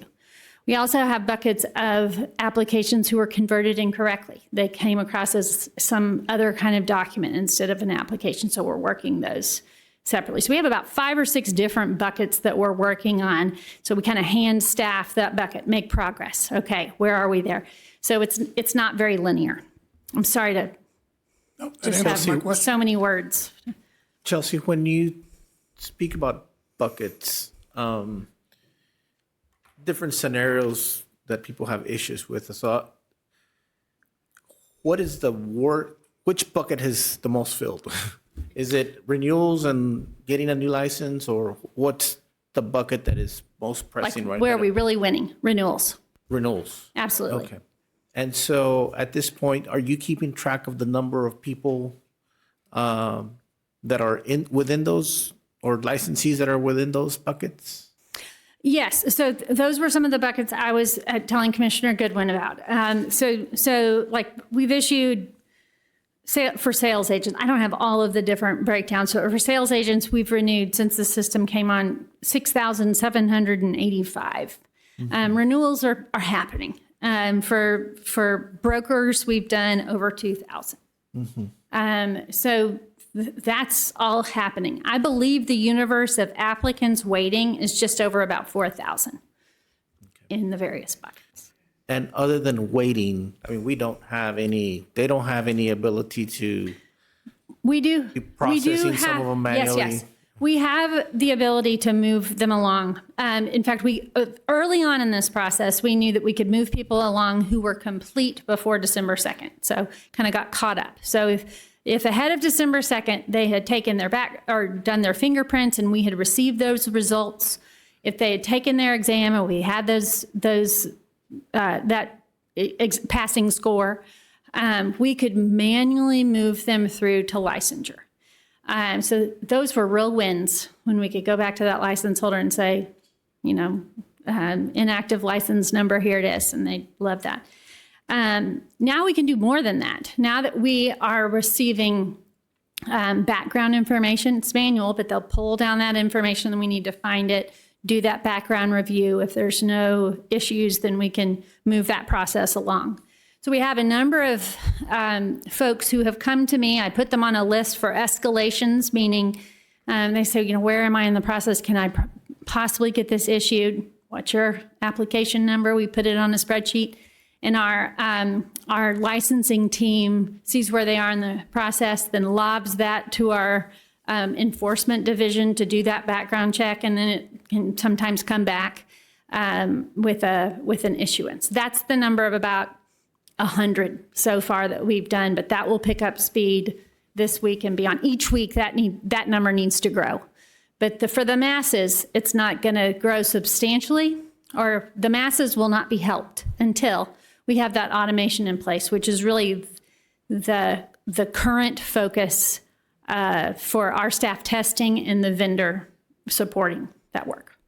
So when it comes to, obviously, we're on a 2-year renewal cycle, right? So if I'm an October renewal, right, then at this point, I'm not even affected by anything, right? No, you're just humming along. You might not even know what much is going on. So all of these issues are December or maybe even November, December, January, February, March renewals that are unfortunately the guinea pigs into the system that are going to clear the way for everybody else. So once everything gets ironed out, there won't be any more of this. Correct. Yeah, that's true. I do have some of our data conversion has caused people some challenges, like sponsorships early on. People were not being, this kind of goes to just keep working, even if what is showing in the Realm portal doesn't look right. Early on, there was data that was incorrect, meaning the sponsorship information was not correct. And so people were like, can I even work? Yes, keep working. Just keep working while we fix this. So there were some sponsorship issues that really affected some whole brokerages who were trying to make sense of that. Then you have people who are renewing that needed to interact with our system. And and then if you are a broker who is recruiting an applicant and you have been waiting longer than normal, it affects you that way. I think those are kind of our current pain points. And I just want to say a couple of last words on my part. I have gotten some calls from licensees, and some of them have been the most gentle, most understanding comments that I have received. Like, we understand it's a difficult process, and we really, really appreciate that. Conversely, on the flip side, I've gotten some not so nice comments on my messages, including curse words and "you guys are the worst since whenever." Give us some grace. We are trying to get all the licensees up and running as quickly as possible. This is a very, very challenging process to go through. I have seen it through many of my clients. I have seen many roll back. And oftentimes the rollback is a lot worse than the implementations. And so there's a lot of moving parts to IT and programming and bugs. They're going to come up. I mean, that's just a fact of life. Our job is try to mitigate that and make it as painless as possible for the affected users. But please, I'd like to apologize to all the licensees out there. For the discomfort, for the pain that you all have gone through. Certainly has been very, very challenging. And so we will make it right for you all to get up and running as quickly as possible. So thank you for your patience, understanding, for the kind words, and yes, for the not so kind words as well. Thank you. I want to go back to renewals for a second. Since DPS is not linked, are we renewing prior to wrap back check or DPS check? Yes, we are. But we also, so if you remember, we have several checks and balances in place for this. We have curative questions included in the renewal process. Have you committed a felony or a misdemeanor? And if the answer to that is yes, then that's a pause. If they answer it no, but that's the wrong answer, then right now they're practicing. They will not for long. We'll catch that. In the past, though, if they've checked it, you've still renewed. That's always been the case. Yes, that has not been held up for a background check. So after last meeting, we asked you about manual checks because you say wrap back's delayed at times or whatever. Since that time, I've talked to DPS. I don't know if anybody is aware of this or not, but if you did not have your fingerprint after June 1st, 2015, you are not getting FBI checked. You're getting DPS. But we need to get people re-fingerprinted. When we started the wrap back process many years ago, 2020. Yeah, I remember that conversation, and I believe we addressed it then, but I'll have to circle back to that. And per DPS, you can run manual checks. Yes. Whenever you want. And you're always alerted when there's a hit on the name and you get it in your inbox, and there's always an alert if it's down or delayed. So TREC should always know when there's a delay. So Yes. I just wanted to clarify that for everybody because I think something else went out last meeting. All right, thank you. Any other questions? I would just like to say a couple things. Number one is, anytime we have a rollout like this, not everything's going to work. I don't think anybody expected so many things to be broken when we went live, but if anybody expected this to be 100% operational on December 15th, you have clearly never been through a software rollout before. Yeah. To say the least. And so, the old Mike Tyson saying is everybody's got a plan until they get punched in the face. We got punched in the face, and we're adapting and we're fixing, and the way forward is through. And I think that Chelsea and your staff, I think y'all are doing a great job with that. I have been at the Texas Realtors Winter Meetings. I have been as visible as I possibly can for the last 2 days, so much, though, that one of the people that used to sit there texted me and said, "You're crazy for being down at the bar." There may have been ulterior motives for me being at the bar. But overwhelmingly, 95% of the feedback when I was talking to members and stakeholders at the bar was how great our staff is. It's great. How much work they've been doing, how appreciative everybody is that when there's questions, they're getting answers and they're getting individualized, personalized service. So to you and to your staff, thank you and well done, and keep up the great work.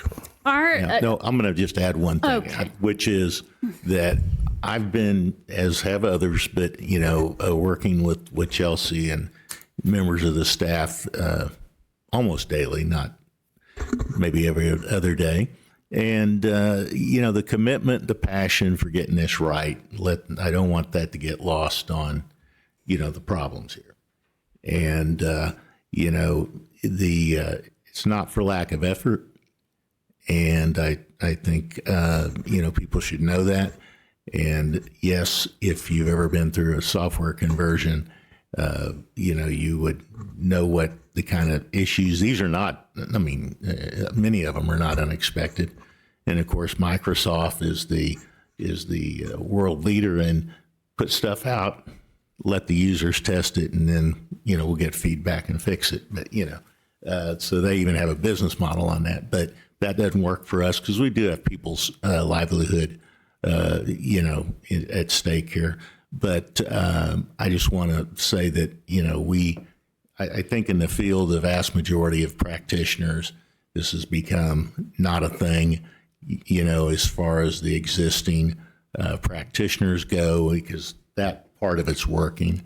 But I do want to add my apologies to others, to the licensee community. And, we're sorry, we're working on it. And we will get this done as quickly as possible. And also, I do think the staff and the leadership has been exemplary working through the hand they were dealt. So I just want to. We'll make it right. My approach is twofold. We work on systemic issues, things that will fix the masses, while we help people one at a time. And with that approach, my intention is to get licenses in the hands of applicants just as fast as we can. Thank you. Thanks. Okay. Mr. Robert Hood, please take the floor and talk to us from a customer relations division standpoint. I can only imagine we're very active looking at some of the charts. Yes, thank you. Good morning. Yes, it is still morning. Good morning, Mr. Chair, Commissioners. Robert Hood, Customer Relations Division Director. Just a little brief overview of our division. This is the agency's centralized customer service division. Division team members receive and respond to general communications from license holders and applicants by telephone, email, and in-person inquiries. Page 15 will be the start of our December 2025 report. This past December, as you've heard, was a very monumental month for the agency as we launched the Realm portal. We did anticipate and planned for an increase in call volume after our go live. As you see, our hold times are not where we want them to be. While Realm Portal is critical to our long-term success as an agency, we are confident that our hold times are just short-term as we navigate the implementation challenges. Our customer service team is managing our hold times as best as possible while learning the ins and outs of the new system. With our old legacy system, my staff had many years of experience navigating it to assist callers in a timely manner. Realm is still in its infancy stage, and we are in a learning phase. This has temporarily increased the time spent on each of our calls. This is not a commitment issue, and we take customer impact very seriously. Since December, we are more familiar with Realm, and we're getting more and more familiar at assisting our customers on the phone. You may have been asked about TREC not answering our phones or not receiving any callbacks. We are answering our phones, but we have been reaching our max capacity every day since December 15th. We have increased the number of phone lines twice since implementation and are currently operating at the maximum number of phone lines allowed. This does cause license holders to receive a redirect message or may receive a message that our phone lines are no longer working. Same goes for our courtesy callback feature. License holders, they may have the opportunity to enter their phone number for a callback, but at certain times of the day, there are no available phone lines to make that outbound call. To remedy this, we are working with the Texas Department of Information Resources, and we're going to temporarily suspend the courtesy callback feature. Our customer feedback indicated this feature was causing more harm than good, so we will suspend it until our call volume is more manageable. So our hold times today are not acceptable. They are just temporary. Next, on page 16, you will see a comparison of the number of calls we were presented over the past 13 months. This past December, the number of calls we were presented was more than double the number of calls presented in November. Of the 24,000 calls presented in December, 18,000 of those calls were within the last 2 weeks of the month. So that was about 75% of the calls we received for the month were in the last 2 weeks. And just a heads up, this trend continued in January, and over 30,000 calls were presented. This is almost 3 times the normal number of calls the contact center receives on a regular basis. Next on page 17. Yes, sir. Did you say in February we've already, through the 9th, received January, I'm sorry. January, we received 30,000 calls. January, Yes. okay. Mm-hmm. Yes. Did I say February? I'm sorry. All right, next on page 17, you'll find the number of emails the contact center handled over a 13-month comparison. Just like phone calls, the number of emails drastically increased. Over 8,000 emails were processed in December. The turnaround times for a response were typically 6 to 7 business days. Some days we received over 700 emails in one day. This number of emails received daily make it very difficult to manage how many we can respond to, causing a delay in response.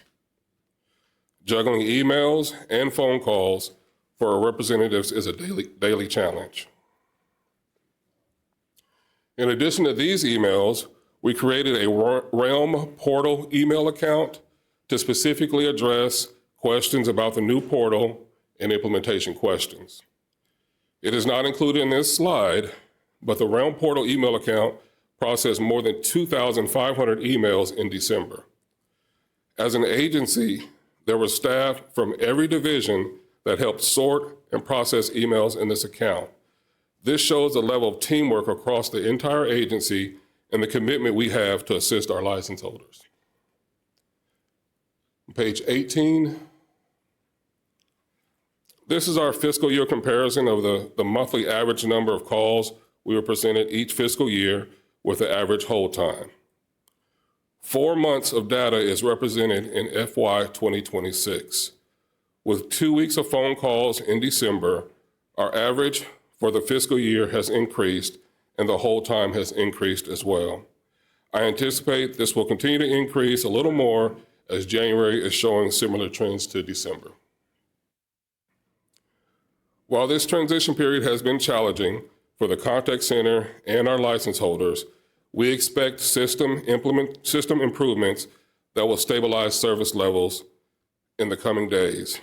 And ultimately, this will allow us to deliver faster, more consistent customer service than we could with our old platform. In the meantime, I urge our license holders to visit our website for updates. We have included many Realm tips, videos, and frequently asked questions that will eliminate the need for you to wait on hold or send us an email.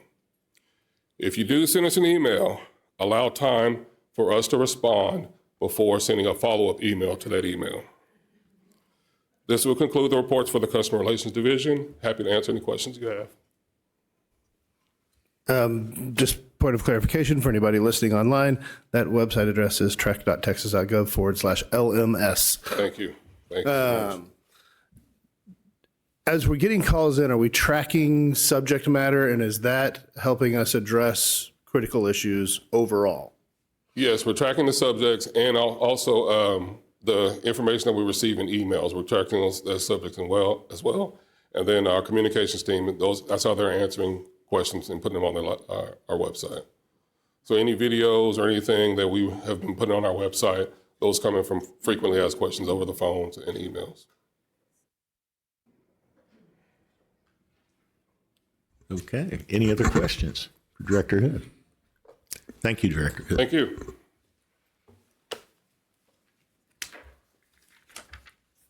Okay. Next up is Jennifer Wheeler, Director of Education and Examination Services. Jennifer, the floor is yours. Hello. Good morning-ish. Ish. 5 minutes. To you, Chair Woodruff, and commissioners, and to all the Texas Realtors in the house. I am Jennifer Wheeler, Director of Education and Exams, and I'm going to begin with a high-level review of our reports and then kind of move on to some of the realm updates relevant to our division. The education reports begin on page 19 of your materials. I just want to point out that we have made a couple of changes. For example, the qualifying courses received and approved reports now include courses that we review for accredited colleges and universities. Additionally, there was a change on the 13-month comparison of all applications, which is page 23 of your materials, that just combines the chart and the graph to the same page, just for ease of viewing. Moving on, in general, December reflects a marked drop in applications received and applications approved, as was expected, with the necessary interruption to services while we were implementing the Realm portal and migrating data. The education team is currently working through a backlog of about 750 total applications. We made an effort to prioritize the new Legal Update 1 and 2 courses for providers and for our license holders to ensure there were ample courses available via all delivery methods by January 1st. We have approved now somewhere between 95 and 100 education providers to offer those courses through all delivery methods available. In terms of how the transition to Realm has impacted the education division, I would say that the biggest pain point has been data conversion, one of the things that our executive director mentioned earlier.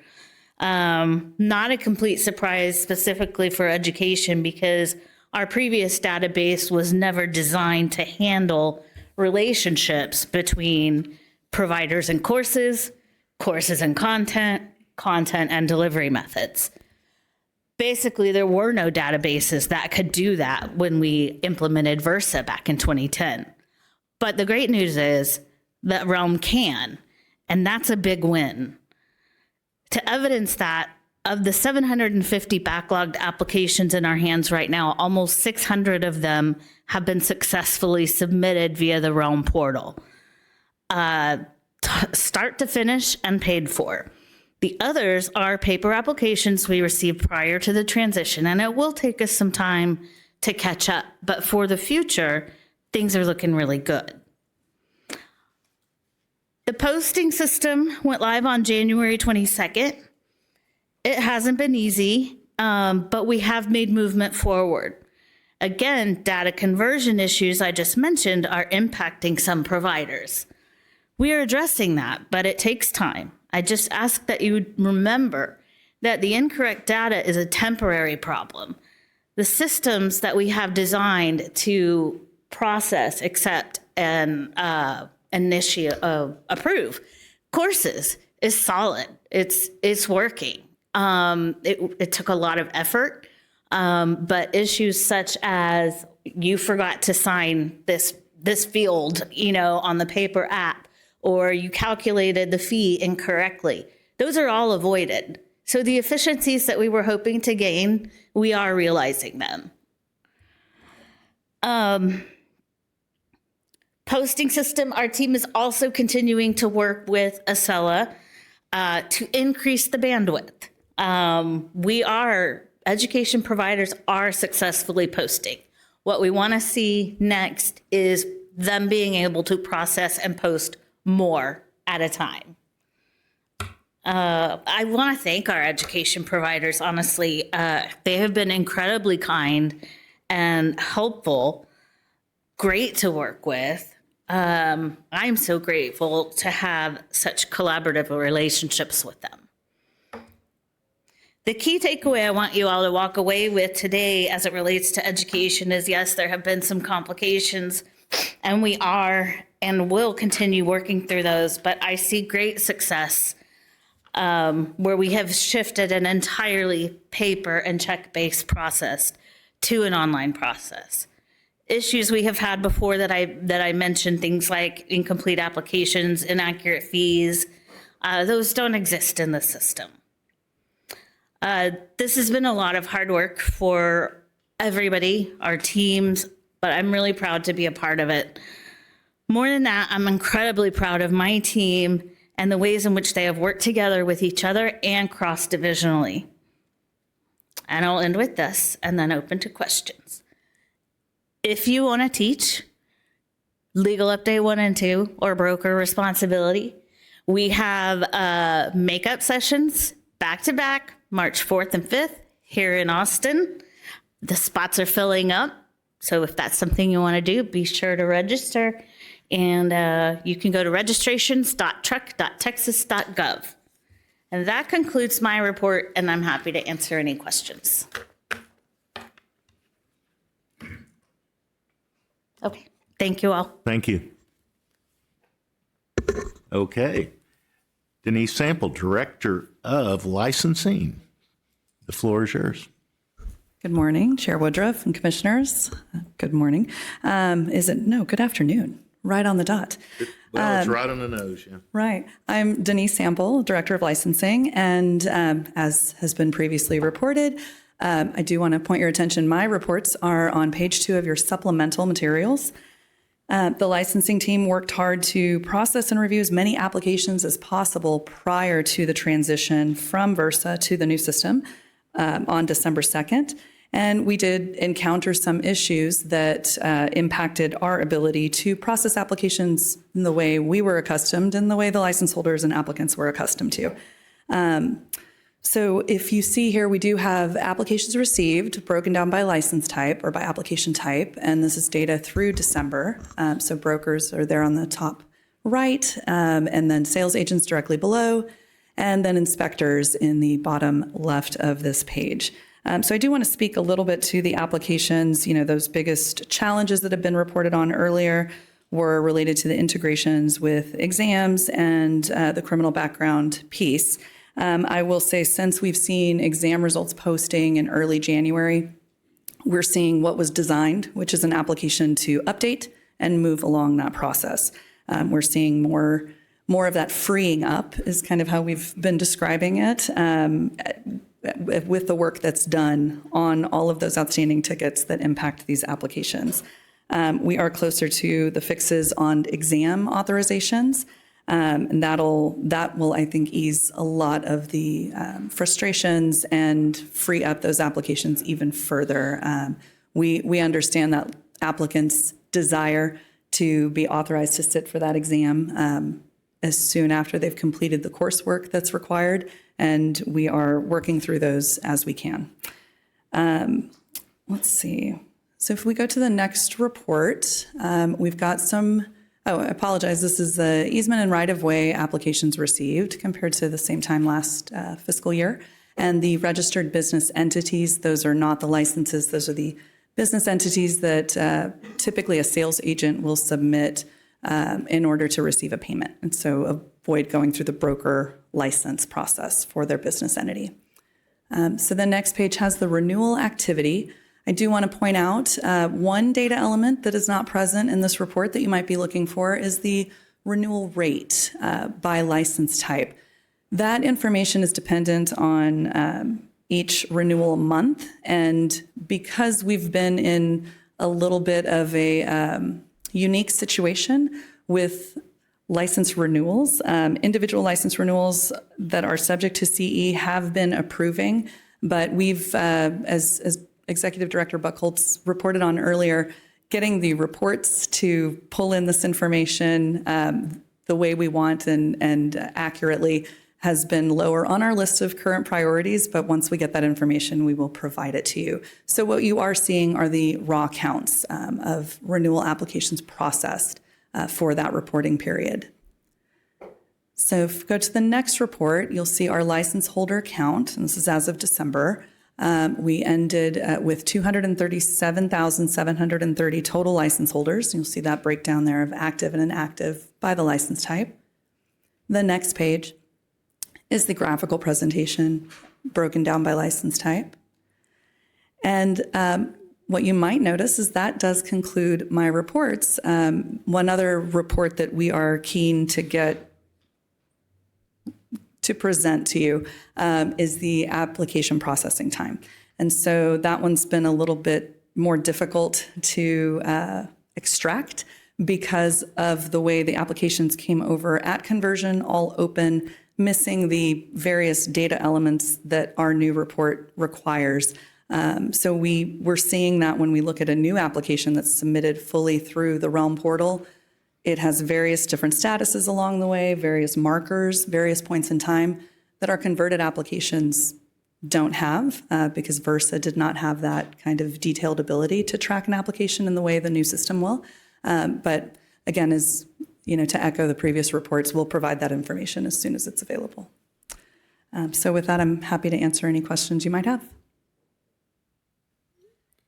All right. Any Thank questions? You. Okay, thank you very much. Okay. Director Malloy, please join us for your Director of Enforcement, by the way, and the floor is yours. Good afternoon, Chair, Board of Commissioners. Mike Malloy, Director of Enforcement. So we began receiving electronically submitted complaints when we went live on December 15th. As of February, we've received over 480 consumer complaints filed. Moving from an paper-only process to online platform has brought the division into, I believe, a new era, allowing consumers to upload documents, which wasn't available before, and to give them real-time updates on what's going on with their complaint. We also began accepting administrative penalties online. This was something license holders have been requesting for quite some time, and it simply wasn't possible with our old system. Our staff's been spending a lot of time assisting consumers and license holders as they adjust to the new Realm portal. And I'm also working on additional guidance materials, including short videos regarding how to file a complaint or how to submit a response if you're involved in a complaint. Located on your Surface tablets are draft versions of my reports. I've encountered some issues with the report accuracy of the reports, and those are being actively looked at. But today I'm going to walk through what they're going to look like so you have some idea. But when they are completed and accurate, I'll be sure to send them to you all. So the first report is the Enforcement Complaint Activity and Resolution Report. Big mouthful of a report name, but basically this represented my case report, if you previously remember. I guess I can give, I think it should be on there. If not, pulled up. And this should be on your surfaces. Okay. 13. So going forward, you'll see like similar type of information, but organized a bit differently. So on the first page, complaints are broken down into different types of categories. Previously, they were done by license holder types. I'm still collecting that data, but it's going to be in a different format. But as you can see on the first page, you have applicant background, chargeback, consumer complaint, criminal background, recovery fund, and staff-initiated complaint. Those both represent opening and closing in that category and gives you totals of what's going on a month-to-month basis. If you go to the next page, it'd be the investigative activity by license type. This is to represent and give us a little more data on how many license holders we're actively investigating. As you can see, this data is not properly reporting, but basically it's going to give a one-to-one count of how many brokers we're investigating, how many sales agents. Where before it was just kind of, you could have 6 or 8, people in a complaint and I always wanted to know like how many actual individuals were being investigated by my staff at any given time. So hopefully going forward that will be useful information as well. Michael, Yes, sir. you had 40 investigations in November of 2025 related to unlicensed? No, those are all incorrect data. That's, yes. Yeah. Thank you. So moving to the next page, it's an outcome summary. This basically breaks down of what the overall outcome of the complaint was when it was to be closed. So for example, if there was no insufficient evidence or an advisory letter issued, or if there was formal discipline, this would track that individually as well. Moving to the next report, it's my case aging report. This one's not much different than was previously. It will give a full open case count and gives you a better breakdown of the month before. We had basically 3 or 4 breakdowns giving 0 to 6 months and so forth. This will give a little more detail in regards to that information. And then moving to the next report, it's a subject matter report. There were some updates done to this one. I've added a category in there called geographic competency, which is a subject that I think a lot of people in the real estate industry have wanted me to add. So that would be added. And I updated a couple of the titles. For instance, we've previously remember sales other was a category, but it was better to title that as brokerage activity other. So it's not necessarily because it was broad, because it could apply to apply to a sales agent or a broker. So this fits that category as well. I look forward to bringing you the corrected and finalized versions of these reports once they're available, and I stand by for any questions. I have a couple questions, and I'm just going to give this as some background. In the last couple weeks, you know this, I asked enforcement some very specific questions about felony-based licensing practices for 2024 and 2025. Staff explained that certain information cannot be tracked or reported due to DPS and FBI restrictions related to criminal history records. I've since talked to DPS, and they clarified that agents can track and report aggregate, non-identifying information, such as how often Chapter 53 is applied or when background reviews are a contributing factor in licensing decisions, so long as no criminal history details or identifying information are retained. In Thursday's enforcement meeting, Abby referred to a 2007 Sunset Report. That was 13 years ago, prior to RATBAC being used, but it says, the report directed the commission to improve on its collection of complaint and violation statistics and to develop a method for complaint trend analysis. At this point, we cannot track this. So with all that said, I think it's time to improve how this information is collected and summarized and shared so we can be compliant and while keeping DPS restrictions, but I think it would help us identify trends and statistics a bit better if we kept that information. Okay, I'll take that. Other questions, comments? Okay. Thank you, Mr. Malloy. Thank you. I'll be back soon. Okay. Director of IT, Mr. Tom Watson. Nothing going on in your world? No. Good afternoon, Mr. Chairman, Commissioners. I'd like to start to talk a little bit about the realm. Some of it's going to be reiterated based on what you've heard from the other directors or Chelsea. But now, going into the project about 2 years ago for the migration, we knew that the agency inherently has a number of challenges to a project like this, such as the complexity of many of the rules. And you know, that did not, or I should say that was proven correct, in that throughout the implementation, we identified and continue to identify rules that were a challenge to implement. And to a large extent, I think we were able to achieve all of those that, you know, matched the initial requirements. One of the things also was that the idea of the new product was to, in part, rethink how we did things internally, rebuild how we did things internally, and we have substantially done so. I think every department has been impacted and rethought their processes and what is a better way to achieve efficiencies and better outcomes. And you know, early on, even with many of the problems that we've experienced, we are starting to see some of those benefits that we envisioned early in the days.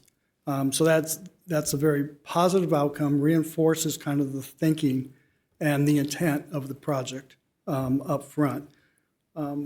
As reference, there were a couple of divisions that were very manually driven. They did not have the opportunity to benefit from automation from our prior vendor. Much of that was due to limitations of that particular product. We were successful in being able to address a lot of those concerns that limit us in the past in this new environment. So we took advantage of a lot of the new features that were presented and put them in place and supported different ways to process our daily activity. We also expanded the number of self-service options to the website. Previously, we had, in terms of payments specifically, we had maybe 15 different applications that were presented to the website. Right now, we're looking at essentially all applications onto the website. That too was a limitation of the prior vendor, where we just were not able to implement the requirements of those applications and thus had to live with a more manual process. One of the things that we learned later in the stage of the implementation is our prior product was very people-centric. So everything revolved around the person. In this new product, it has shifted to what they term as a record-centric application. A record being a license, a record being an application, not the person. As a result of that, we really had to tear down our data and rebuild it to conform to their parameters and their configurations. which was proven to be extremely difficult.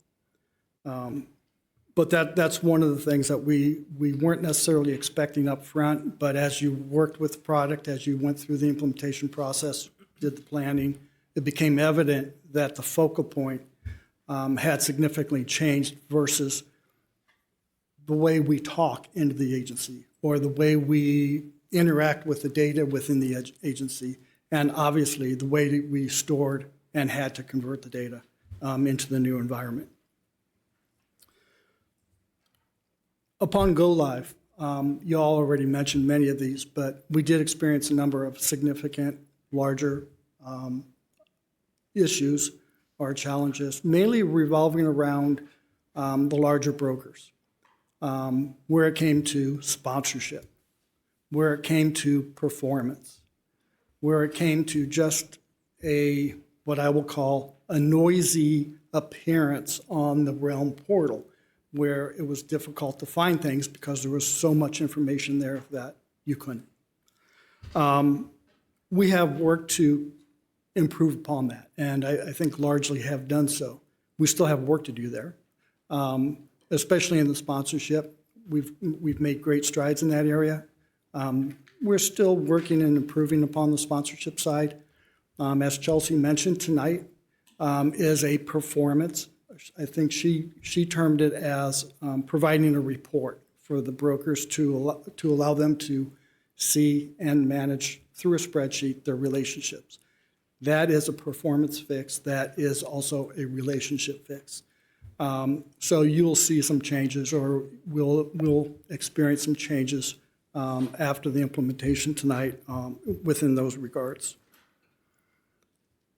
Beyond the Realm portal, some of the things that you have heard so far are general performance issues in terms of we have to manually do this or manually do that. A lot of that revolves right now around education and the calculation of education or comparing of education completed versus the requirement of the given application. That is a performance issue, and that is one of the reasons why some of the divisions are having more difficult in processing their applications. That is an active process that we're looking at right now with the vendor to try to eliminate that performance issue and get resolution to better automate those processes. So that was one of the big things that we identified after the fact. So what is our current focus? We're currently, as Chelsea said, we have a block of items that specifically relate to some of these unexpected things that we have achieved. That is our focus, to bring forth solutions that address these items in the understanding, in the belief that it is going to then provide automation and provide faster service and provide better outcomes. That is the number one focus right now for my particular team. Concurrently with that, as was mentioned, we developed a lot of experience and knowledge of the old product through multiple years of working with it. We're doing that from scratch right now. Supplementing our training, we're doing one-on-ones with the vendor. We're just continuous learning process. That is an immediate focus as well, to ensure that our technical team has the sufficient understanding of how the product works, sufficient understanding of how to configure it to make it work better, as well as to address these problems that are continuing to come up. Going forward, as I mentioned, we have seen a number of efficiencies already. Jen mentioned some, Mike mentioned some, and you'll hear some on the finance side in terms of just volume of transactions coming through the portal. They're not checks coming into the office anymore. So we are getting that self-service perspective. It's being expanded from where we were in the, under the old vendor, under the old product. And that is going to be a huge win for the agency, a huge win for the license holders and applicants. So I'll move forward now to page 27.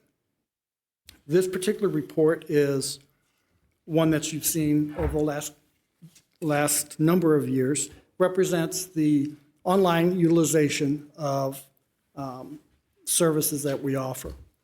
I have limited to the same look and feel as we have presented in the past. As we collect data from the additional applications, they'll be added here. So what I'm expecting to see, well, before I go to that, what we do see here for the month of December is a continued strong presence of online activity through payments of renewals and initial applications. What I expect to see going forward is these numbers to ratchet up even further. I anticipate we're going to be approaching 100%. I also expect that we'll have many additional applications on this particular report showing all the new services that we have added as a result of Realm. So we'll get a better feel of all transactions flowing through the self-service model and doing the online payments, et cetera, et cetera. Page 28 is really just a graphical representation of a look over the last 12, 13 months of the same performance of online activity. I'll be happy to answer any questions you may have. I have a couple.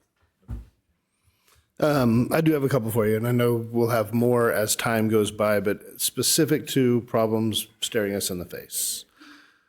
When we look at some of our bigger providers out there that have had automated systems, like I think about Texas Realtors system that could automatically post education, where's the breakdown and how quick does that get fixed? Because well, Jen's probably a better person to answer this question, but I will say that many of the providers are submitting education successfully without a problem. There are a couple of known providers, which at the moment I can't say who they are, that are having difficulties. We're working directly with them on resolutions.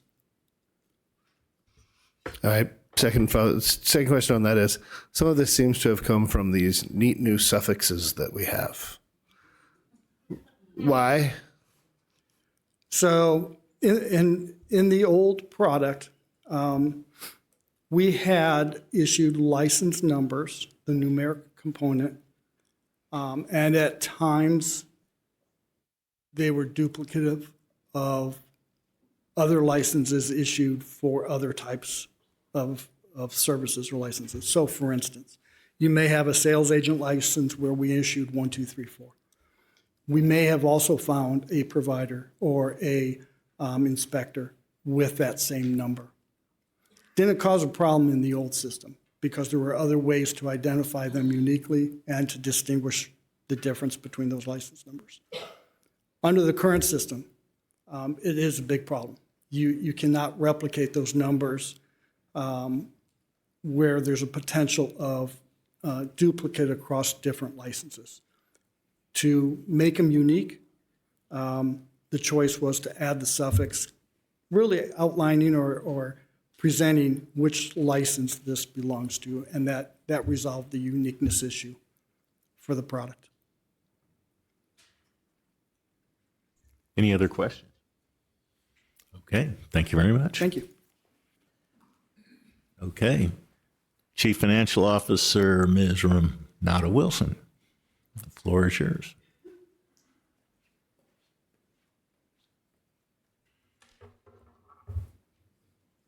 All right. Good afternoon, Chair, Woodruff, Commissioners, and our guest, Renata Williams, Chief Financial Officer. Just want to say that the Financial Services Department is excited about the Realm portal and the self-service tools it provides our applicants and license holders. It's giving them the ability to pay for all of their application fees, course provider fees, and admin penalties with their credit card or debit card online. We know there have been challenges, and my team and I have been extremely busy monitoring the over 17,000 electronic payments that we've received, responding to emails and phone inquiries. I would like to take this moment to just briefly thank my staff for their willingness to work longer hours when asked, to ensure that we could assist with responses. Your dedication to the agency, applicants, and our license holders does not go unnoticed. I will be presenting the FY26 monthly report for December for the Financial Services Division, and the finance reports remain unchanged. CAPS and the Texas Treasury Safekeeping Company are our systems of record. The RAM portal is not an accounting system, but rather our license management system. So starting on page 29 is the executive financial report. Our revenue collected as of December 31st was $4.2 million. Total expenses were $6.7 million. We recognized an operational loss of $2.4 million. Our ending revenue collection was 32.2% of our projected amount, which is just barely below our target. We were projecting to be at 33.3%. Our ending expense execution percentage as of December was also right on target at 33%. On page 31 is a chart that details the revenue and expense comparison for FY25 and 26. And as we expected, we'd see higher expenses in FY26 as we continue to pay towards those deliverables for our capital project. On page 32, this is our detailed budget information of our capital budget project. As you can see, we've obligated $3.2 million on the implementation contract for the Realm project. The implementation contract for the Realm project, and of which $398,500 is remaining to be paid for remaining deliverables. As the executive director mentioned, the agency will complete an after-action review, and upon acceptance of the system, we will continue managing the contract to ensure that the contractor remains in compliance with the contracted services. Now, yes, sir? Renata, do we have like a 10% retainage on that contract? Or? Yes, sir, we do. Okay. Has it? We we have 53,000, I believe, remaining. So that 55,325 is remaining that's available. So we haven't used up all of the contingency fund. Thank you. Okay, now we can move to the investment reports, please. On page 34, in account 3055, our ending account balance was $9.4 million. We have $4.9 million in operating reserves, which left $4.5 million as our ending balance. On page 35, in account 3058, we had $4.4 million, and our ending account balance was $519,987.10 was reserved for potential payments within the next 90 days for recovery fund issues, and that left $3.9 million as the ending account balance. And then finally, on page 36 is account 3059, the real estate inspector recovery fund. Our account ending balance was $498,485.98, and there are no potential payments within the next 90 days. This concludes my report. Are there any questions? Renata, do you know if the money we have left covers the integration of the upgrade that came out December 15th for Realm? From my understanding, we shouldn't have to pay anything additional for that upgrade. For Realm. Thank you. That's all inclusive. I don't mean to poke the bear here, but did you have any issues with Realm? It doesn't sound like you did. We had a few. There were some issues just with the conversion, with opening. There are some open applications that were open in Versa or that came over to the new system that had unpaid fees. And so it was prompting people to pay those fees that they didn't necessarily need to. And then sometimes it would give them an error and would not let them continue the payment. And so the solution was that, work with IT and the vendor, and then they opened a new application in the Realm portal, and they were able to complete the process. But we didn't have as many challenges as the other divisions. Thank you. Yes, sir. The financial people have it together. That's right, sir. For the record. Thank you.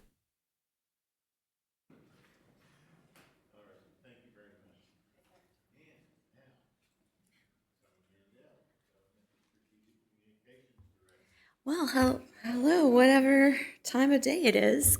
Welcome. We're in the after. Afternoon. So good afternoon, commissioners. I'm Summer Mandel, Government and Strategic Communications Director. Welcome, Texas Realtors. It's always a pleasure to see you, and I've known a lot of you for like more than a decade now. Isn't that wild? So my report in the materials is what you usually expect to see. We've got open rates for newsletters since our last meeting. Those open and click-through rates remain pretty steady. We also sent some emails about the license management system, and those stats are also reflected. They're just a little bit lower down on the page, but pretty high engagement on those. I also threw in some stats on the videos that Sierra has produced, a communications specialist who works with me. And so you can see here that we're getting a lot, and these data were pulled probably a month or so ago. So it's only gone up from there. But you know, what really defined the last quarter was the real estate and appraiser license management system portal, and Sierra and I had to really shift our strategy from some planned communications about what's new to real-time response to the issues people were having. So a few of you have mentioned it. We've maintained TREC.texas.gov/LMS with information. And so that's filled with those videos. Sierra's also produced some guidebooks that have screenshots for people who want like a PDF desk guide. We also have FAQs, status updates, and frankly, more than I think anyone wants to read, but regardless, it's there, and that's our centralized hub for information and updates. So I encourage folks to go there as a starting point. And if you find that we're missing something that pertains to you and your situation that you think would be useful, please just reach out to me. My contact is summer.mandel, MANDELL, @trec.texas.gov. So early after launch, it was evident that we weren't going to do that exciting communications plan. So we pivoted away from mass communication to helping every individual we possibly could. So we already manned the media inbox and social media channels, but we jumped in to help with responses in the information inbox and Realm Portal inbox, and that really helped us identify knowledge gaps we should address through FAQs and such, or even errors that were happening in the system that we could escalate to try to get fixed. And I'll be honest, deciding what to share broadly with people and when to wait until we had more information or exact deadlines was something I deliberated every day, even on the weekends, even on Christmas. It was a lot to think about. And most of the time, there were really no updates to share because the only things that were happening were internal, incremental technological fixes. And those did not fix the problems people were having externally. We did not have results to share. So it didn't really make sense to me to just keep coming back and saying, we're still working on it, we're still working on it, we're still working on it. It turns out people actually don't like to hear that. So in addition from drawing from my own experience and some tried and true methods PR pros are all taught, perhaps the most important tool I had was the 12 years I've spent getting to know my audience. That's some of y'all out there, plus many others. And what I know about you is that you are kind and you're gracious and you are people, and you're really patient. You want to be heard just like everybody else, and you want to know that we care, and we really do. What's important for me now is how we move forward. And so just like the rest of this process has been, we'll keep putting out whatever we can and whatever we think will be most helpful for you. And we're not going to leave you behind because there's so much more that needs to be shared. But there's one more thing I want to make really clear. Our staff is committed to helping each and every person who's come to us. And it may not be fast, it may not be straightforward, but it is a commitment that we all share. And frankly, I'm honored to be part of this team. And I'm honored to keep having the opportunity to serve the Texas real estate industry. So with that, I'm done, so we can eat or something, hear from other folks. Thank you. Great, thank you. So, running long as you can see, we're going to take call it 5-minute, aisle break, and before we get to agenda items 14.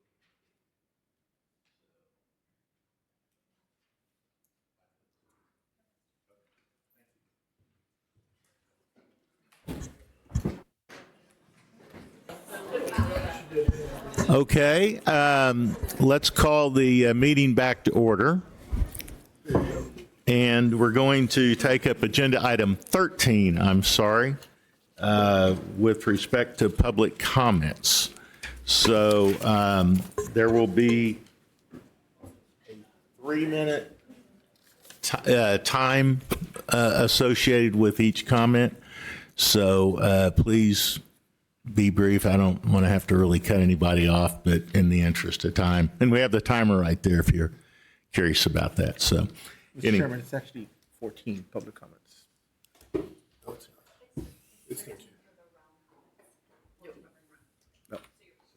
I thought so too. Anyway, there's, 13 and 14 public comments. How's that? That'll cover it. Thank you. Okay. All righty. First, we have, first name I have on the list here is Mitch Rainey. No? Yeah, Mitch Rainey. Yeah, that's, I was reading the organization. Thank you, sir. Thank you. A lot of the things I came in to say today have been pretty much taken care of, questions answered. We'll see what happens. I'd like to thank especially Vanessa and Mike. They've been real helpful lately. And we understand everything y'all been going through because the frustrations I'm feeling as a broker, I'm sure it's tripled for you. With that being said, though, grace and patience is running out. It's been almost 60 days and there's still issues. With the vendor and the expenses for them, those 4,000 people that are waiting for take their test, it's costing them money. They've already taken the classes, now they're waiting to be able to take the test. When I got my license, I'd been laid off twice that year. So getting into business was important to me. Enough said for that. The use of the site for brokers is very cumbersome. When we look at our approvals, you have to open each one to find anything. That takes a while. In the emails that we've received, the instructions have been lacking or wrong. The email that was sent out last weekend, overnight, that agents had to go in and do such and such, I woke up to phone calls from my agents. What's going on with this? And then later on, it was corrected. So I know y'all probably aren't hearing as much as we are as brokers, but it's out there. Broker associates, will they be integrated so that we can see who the broker associate is? With the spreadsheet that's supposed to go out tonight, will we be able to assign licensed supervisors, or is this strictly informational? I want to be able to answer that for you just right now. I believe that you should be able to assign designated supervisors as part of that fix, but I'll get you a firm answer Okay, I before you appreciate leave that. today. Thank you. Mhm. Okay. That's right. Said Just I got a keep yes. it sweet and short. Thank you for your time.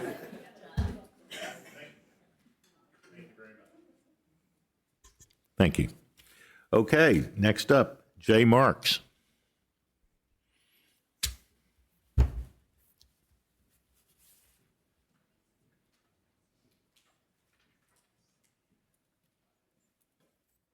Thank you very much. My name is Jay Marks. I'm a real estate broker in the Dallas-Fort Worth area, and I've been practicing real estate for 33 years, and my goal was for real estate commissioners to never know who I am. And that today has changed. I want to, first of all, direct my comments to the staff. I want to thank them for the hard work and the long hours. However, I also want to hold some people to account. And I would like to start with you, the commissioners. Mr. Goodwin, my name is Jay Marks. We had a text message. I just wanted you to know that it's me, all right? If I misspent $4 million, I'd be fired. Seriously, I'd be in trouble. If I lost a client's money or mixed it in the wrong bank account, I would lose my license. right away. There's no excuse. If I failed to provide someone information about brokerage services or disclose how agency works in the very beginning, I could lose my license and be in trouble for that too. I think one of the greatest problems here has been lack of imagination, a lack of a plan, and then lack of disclosure. Now, I will say that lately you see lots of realm updates on the website, lots of updates going great, that we're seeing that things are happening. But from my perspective as a broker and a real estate professional, it looks like a world-class tap dancing school. And I would like just to ask you all to take a minute and pause and look at it through our eyes. I don't mean to be unkind. I really don't. I had a great conversation with Commissioner Pena the other day and Commissioner Lowe. I've had some good emails back and forth with some others. And the reason why I'm here is because I've been calling TREC off and on since December 15th and never got an answer, not one. I've submitted emails and not got a response.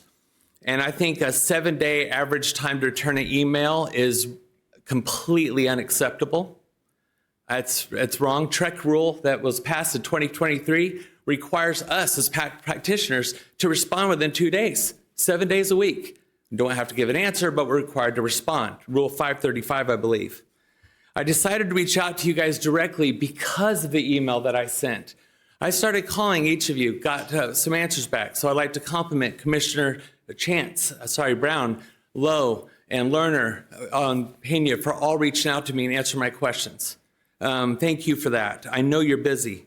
But with the 238,000 licensees and almost 40,000 real estate brokerages and LLCs and business entities, there's a lot to be done. And may I please request permission for 2 more minutes? I'm almost finished. May I? Thank you. On Saturday, January 31st, about 4:30 p.m., I got an email from one of my agents saying, "Oh my God, I'm out of compliance with the Real Estate Commission for not posting." Apparently, an erroneous email went out to everybody. And then there was a retraction.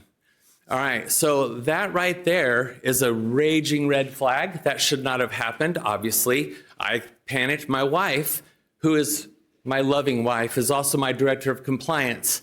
And she checked her email in the middle of the night and actually woke me up, scared to death. And I thought that was funny. And also I told her no more email at night.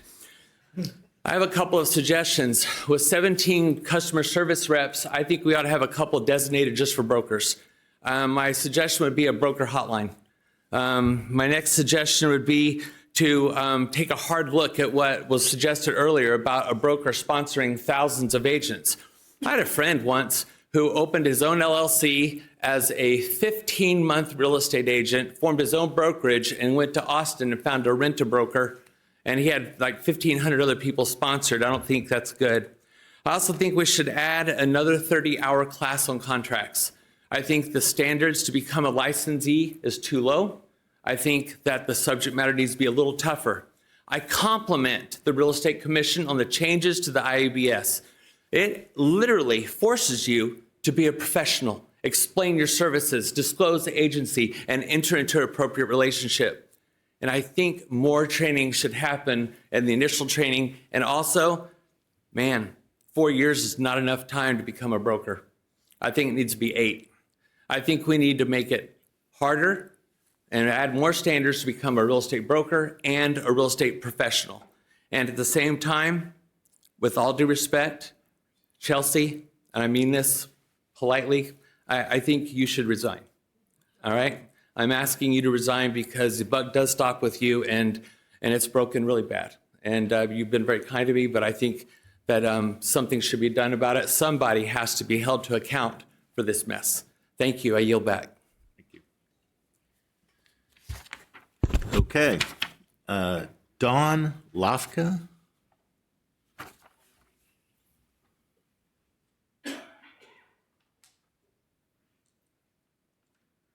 Good afternoon, Chair Woodruff, commissioners, and everyone here. I'm going to say, I am a real estate broker. I'm an instructor. We have all done system updates. We've all rolled out software. And I'm going to say, I, for one, and a lot of people that I instruct are very happy We're going to be able to pay stuff online. We're not going to have to rely on the USPS for anything anymore. So thank you for the system. We know it's painful. We are feeling it, and I know you guys are feeling it more. I am going to say this, however. There are a few things on our side that we look at, and every one of the brokers in here knows this. I have a business entity license that shows up as a business broker license. I don't sell businesses. What I applied for and what I received is a business entity license. Well, and as an instructor, I'm talking to people about these business entity licenses and the business entity registrations. And now I'm getting questions saying, what's this other thing? We're not even speaking the same language. And maybe we've missed or kind of gone off of our statutory language for what our licenses really are. And maybe we need to start looking at some of those things. A couple other comments I'm getting to just from, students, other brokers. And somebody else talked about it earlier, having to go in and check every one of your licenses separately. And that button on the side says amendment. To me, I don't want to modify that contract. I'm looking for something that would either say, I don't know, what's another word? I mean, we don't want update, maybe modify, maybe something like that. What was that? Actions, something different. And I think we really need to look at kind of what this wording is on our side as we're kind of going through it, because we're not really speaking the same language that we were all trained with and that we're training agents with for the statutory language. I do want to say thank you guys for your time. Thank you for your attention. Thank you for allowing us to voice our opinions. And thank you to the staff for doing what you can with what you've got and acknowledging the fact that there's more work to do. Thank you. Thank you for your comments. Okay, Carol Smiley Pope, I believe.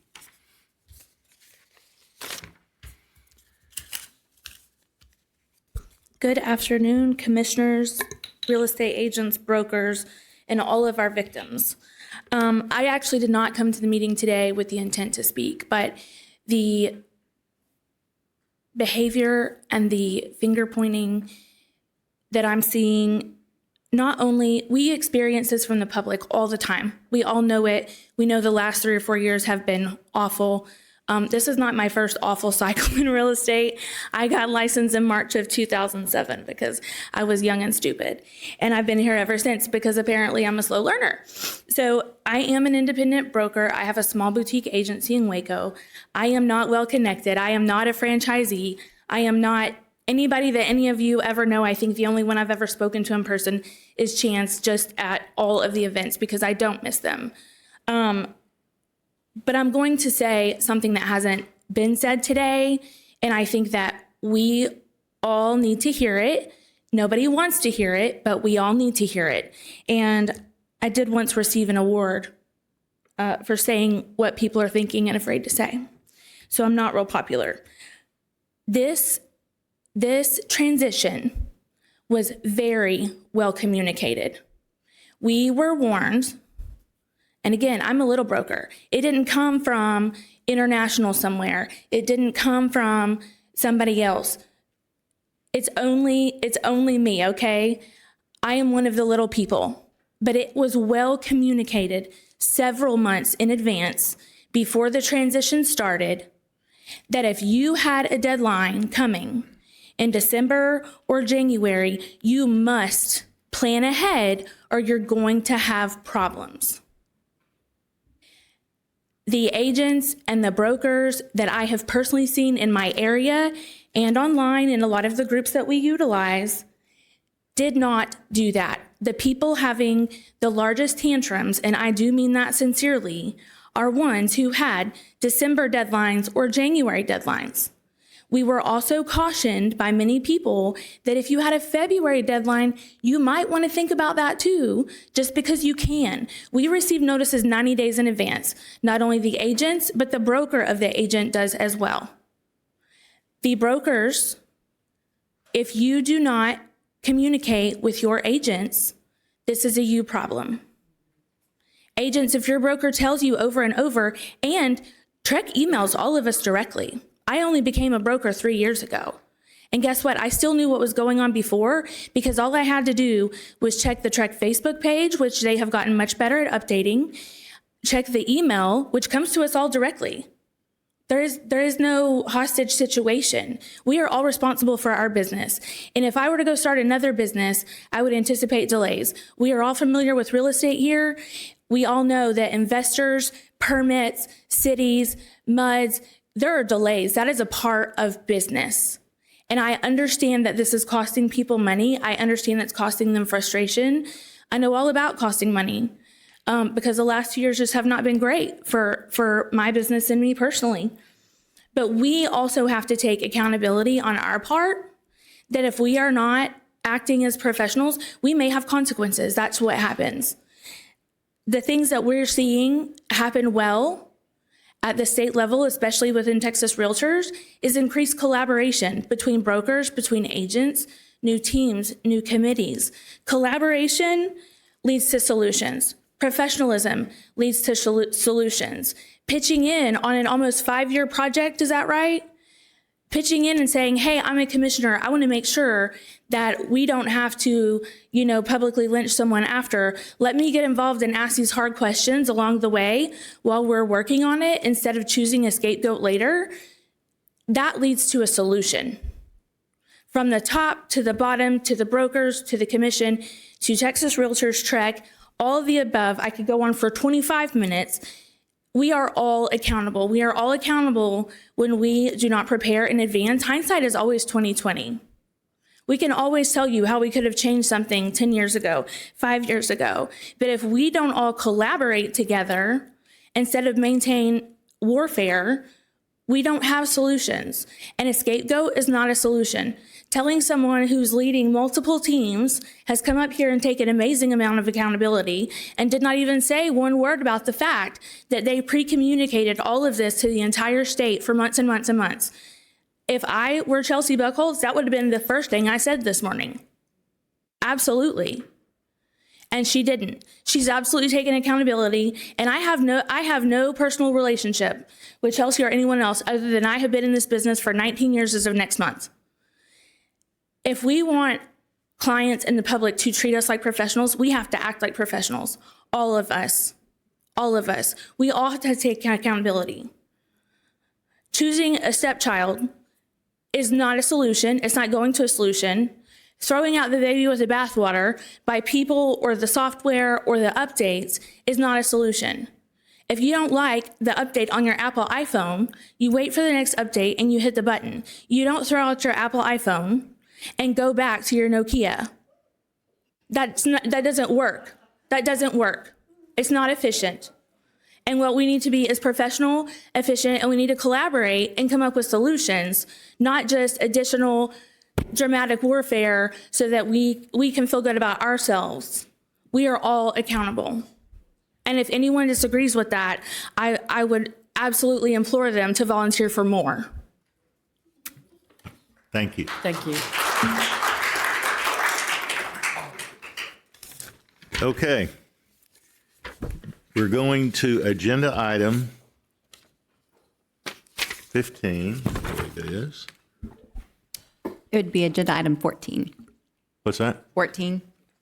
Oh, these are all other items, all non-realm comments. Non-agenda I'm sorry, item, do we yeah. have non-realm comments? I do not believe so. No non-agenda item. Now I can go. Okay, sorry. Okay. Yeah, I was looking at it going, well, I don't have any more comments. So I mean, yeah. But anyway, okay. So no non-realm comments. So, okay, concluded on 14. All right, 15. Now, this is going to be contested cases. And so any party may request an oral argument before the commission prior to the final disposition of their contested case. So that's what this is about. And so first off is agenda item, or number 1 under this, 15A, is consideration and possible action regarding proposal for decision in the matter of SOA docket number 329-25-13246, .REC, TREC versus Francis Wells Dean. Is there anyone here to speak on behalf of the respondent? If so, this would be the time to do it. Okay, seeing none, Mr. Molloy, Director of Enforcement, will you present first? Or present, please. Thank you. Mike Malloy, Director of Enforcement. This case involves multiple complaints against the respondent, a licensed real estate sales agent arising from unauthorized property management activity, mishandling clients' funds, unlicensed activity, improper advertising, and repeated failures to cooperate with the Commission's investigations. The evidence show the respondent engaged in property management without the knowledge or supervision of her sponsoring broker and operated under a separate business name. She improperly handled trust money, including rent, security deposits, commingled funds, and failing to do so, failed to timely remit funds to her clients. The administrative law judge found that staff proved a majority of the alleged violations by a preponderance of the evidence.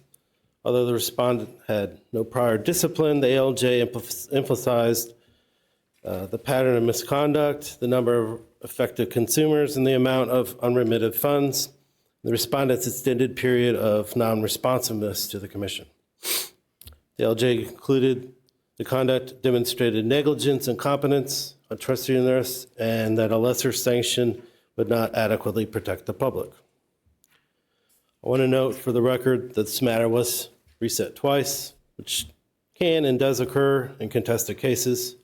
With respect to the second reset, the proposal for decision reflects that staff moved for the continuance.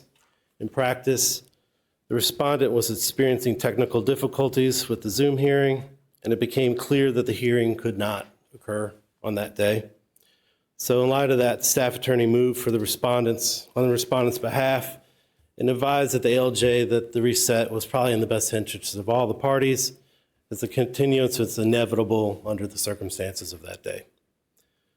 Although this matter ultimately warranted ratification, the temporary suspension was not pursued because of the conduct at issue largely involved past activity.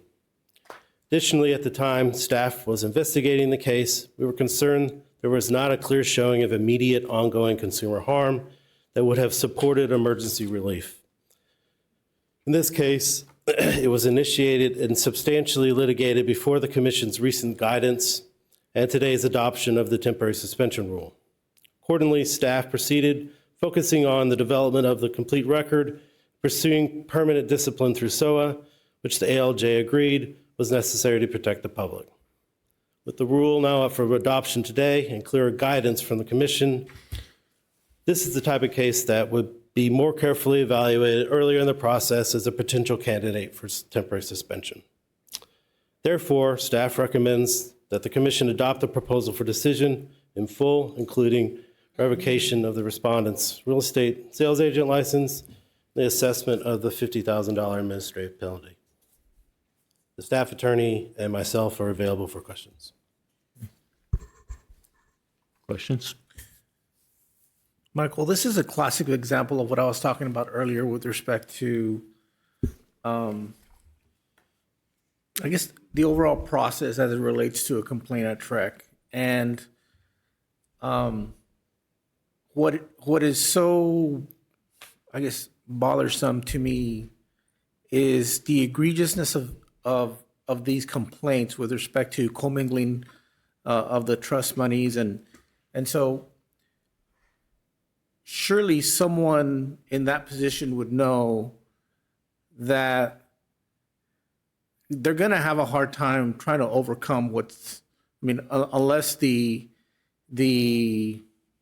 evidence to the contrary that it did not happen, right? But in this case, we had 5 complaints and then 2 from, I believe, the sponsoring broker.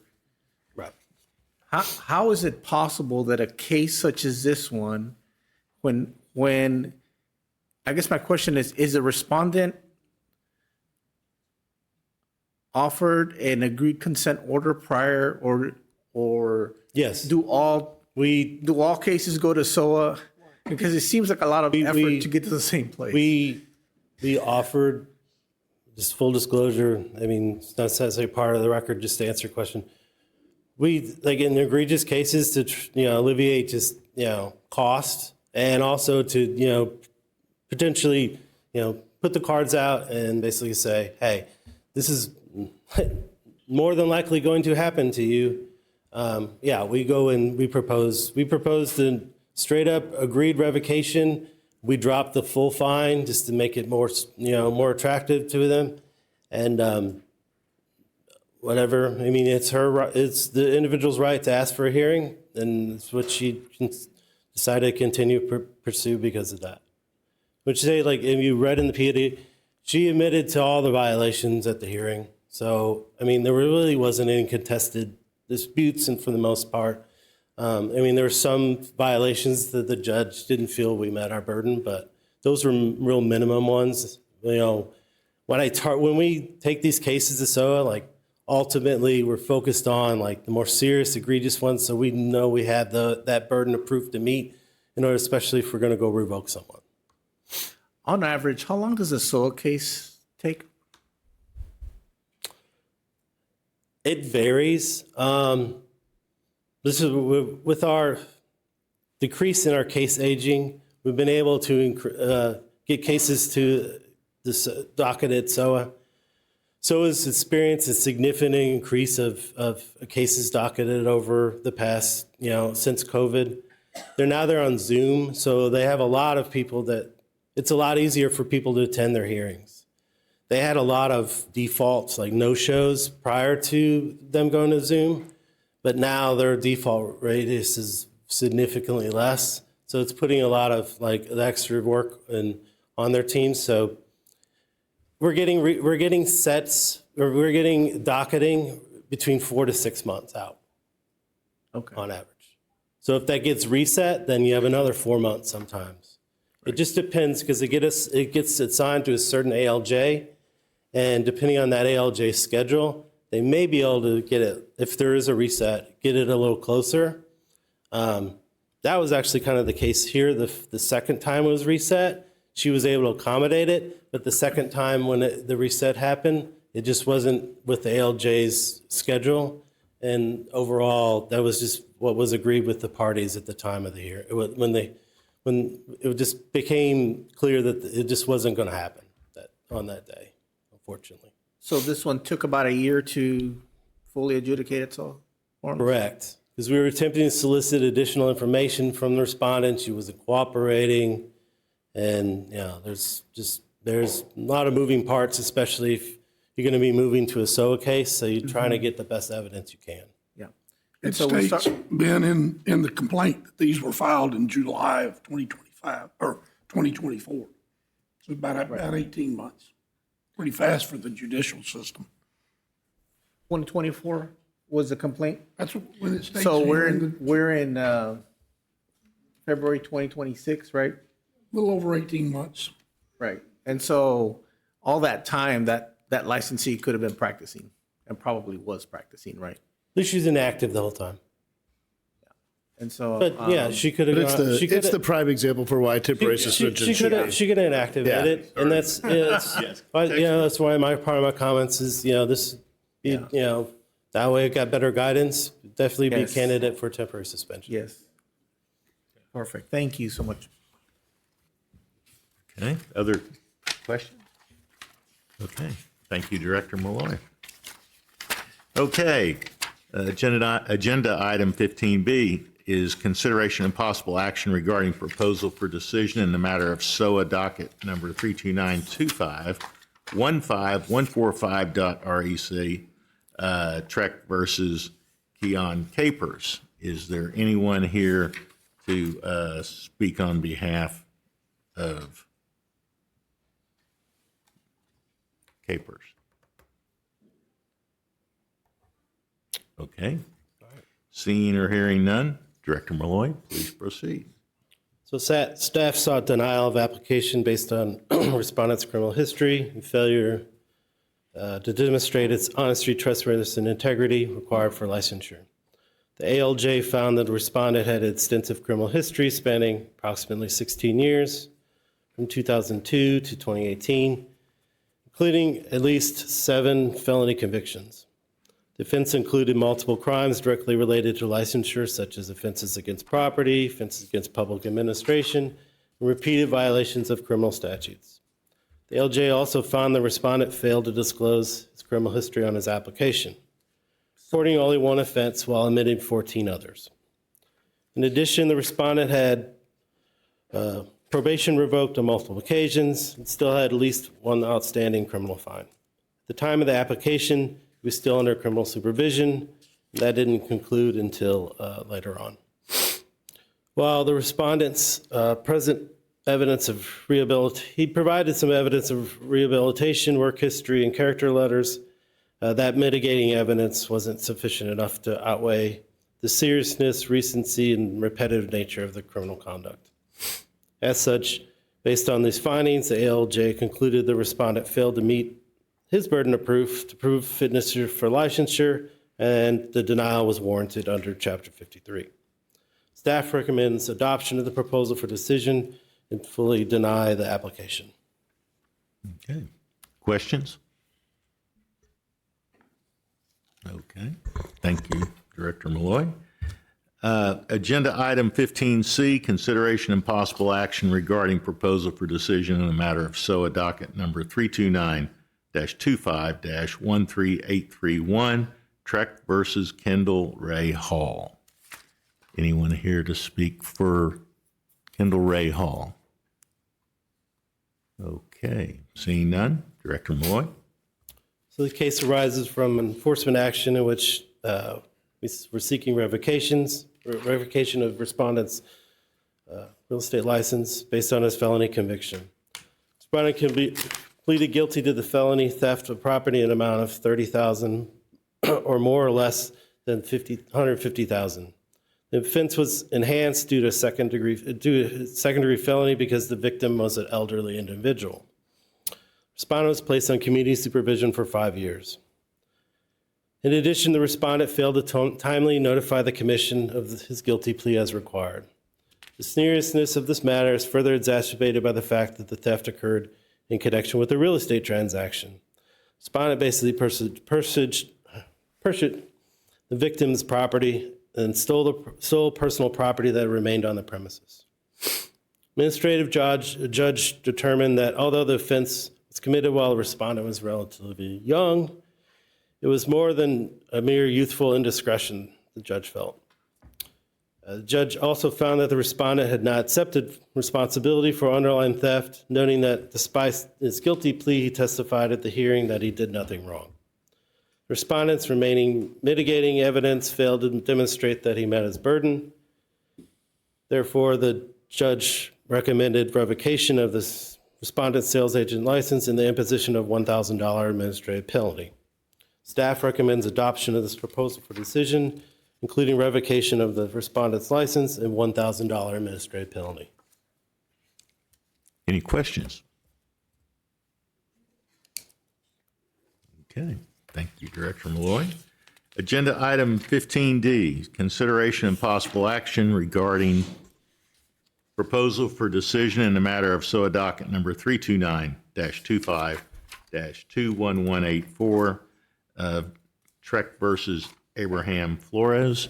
Is there anyone here to speak for Mr. Flores? Okay, Director Malloy. So the case arises from an action for us seeking revocation based on a felony conviction. The LJ found the respondent was convicted of a second-degree felony arson. The LJ determined that this offense is a serious crime involving intentional conduct and created a substantial risk and harm to property and to the public. The LJ further found that the offense is directly related to real estate practice, as license holders are entrusted with access to property. Although the respondent presented some mitigating evidence, including testimony in regard to his rehabilitation. The ALJ concluded that the seriousness of the felony and the intentional nature of the conduct, the risk posed to the consumer outweighed any mitigating factors. After applying the factors under Chapter 53, the ALJ concluded that based on these findings, that the respondent violated the Real Estate License Act and the Commission's rules, and that revocation of the respondent's sales agent license was warranted. Staff recommends adoption of the proposal for decision in full and revocation of the respondent's sales agent license. Any questions? Okay, hearing none.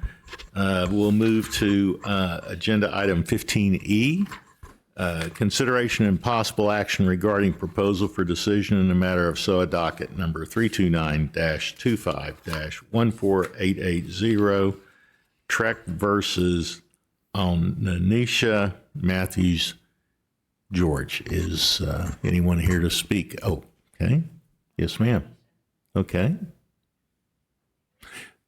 Then you will have 5 minutes to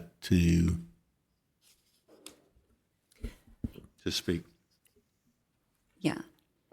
And staff will present. And first we'll, yes, thank you. First we'll hear from Director Malloy, then you'll have an opportunity after him to, thank you. Proceed. This case arises from enforcement action for seeking revocation. Respondent pleaded guilty to felony offense of false statement or fraud to obtain federal employees' compensation. Respondent was placed on probation for 3 years in order to pay restitution in the amount of $200,837.87. The PFD outlines the severity of this matter and the fact that the respondent on multiple occasions under perjury, or penalty of perjury regarding her income, and how she falsely swore that she had not received any outside income or have any other employment. The fact is, she was a business owner and a license holder, at least partially throughout this period. Evidence include numerous bank deposits during this time when she claimed to have no income. While this is the only criminal offense of the respondent, the ongoing nature of it and the repeated dishonesty, basically theft of government money, which she's not entitled to, it speaks measures when it comes to her fitness for licensure and reflected by the amount of restitution that was ordered in this case. The ALJ concluded that this was not a youthful indiscretion. She failed to provide evidence of rehabilitation.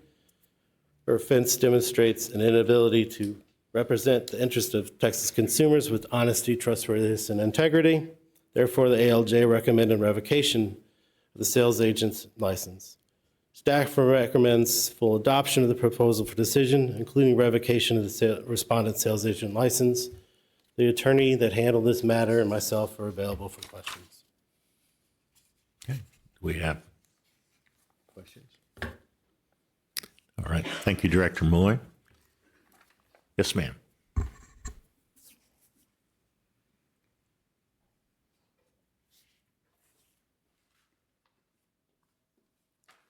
Good afternoon. Good afternoon. I'm Alanisha Matthews George. Thank you for allowing me the opportunity to speak today. I understand the seriousness of this matter and the responsibility that comes with holding a Texas real estate license. I acknowledge my past mistake. However, that mistake is not directly related to my duties as a real estate license holder. During my time as an agent, I have never misrepresented a client or a transaction, nor have I engaged or dishonesty or unethical conduct. My professional record reflects consistency, integrity, professionalism, and compliance with TREC standards with no incidents or complaints to this date. I understand my case is being evaluated under Texas Occupation Code 53.021A1 and 22 Texas Admin Code 541A1, which was require a determination that conduct be directly related to the duties of a license holder. I respectfully submit that this standard is not met in my case. I further ask the Commission to consider its authority under 22 TAC 533.7E to revise the proposal for decision where a more appropriate outcome such as probation would be better I'm sorry, you guys, I'm nervous. I'm so sorry. Would be better serve the public and the profession. Since this incident, I have discriminated accountability and rehabilitation that I have provided to SOA that they denied. Through my actions, I remain in full compliance with all TREC requirements. I have completed all continuing education and continue to serve my clients and community with due diligence and care. Even during this process, I have continued to work with clients, including veteran clients who rely on my guidance during the significant life transition. I am not asking the commission to disregard my past mistake. I am asking for a fair and balanced evaluation that recognizes my professional record, my rehabilitation, and my continued fitness to practice. Revocation would disregard the consistent good I have done for my clients and the community. I respectfully request the opportunity to continue my real estate license under probation or reasonable conditions deemed appropriate by the commission. Rather than revocation, I am willing to comply fully with any monitoring and accountability measures imposed. Thank you for listening. Thank you. Questions? I have a question. Yes. Ms. George, the PFD says the plea agreement notes that beginning on February 5th, 2018, the respondent filed multiple recertification forms with the DOL.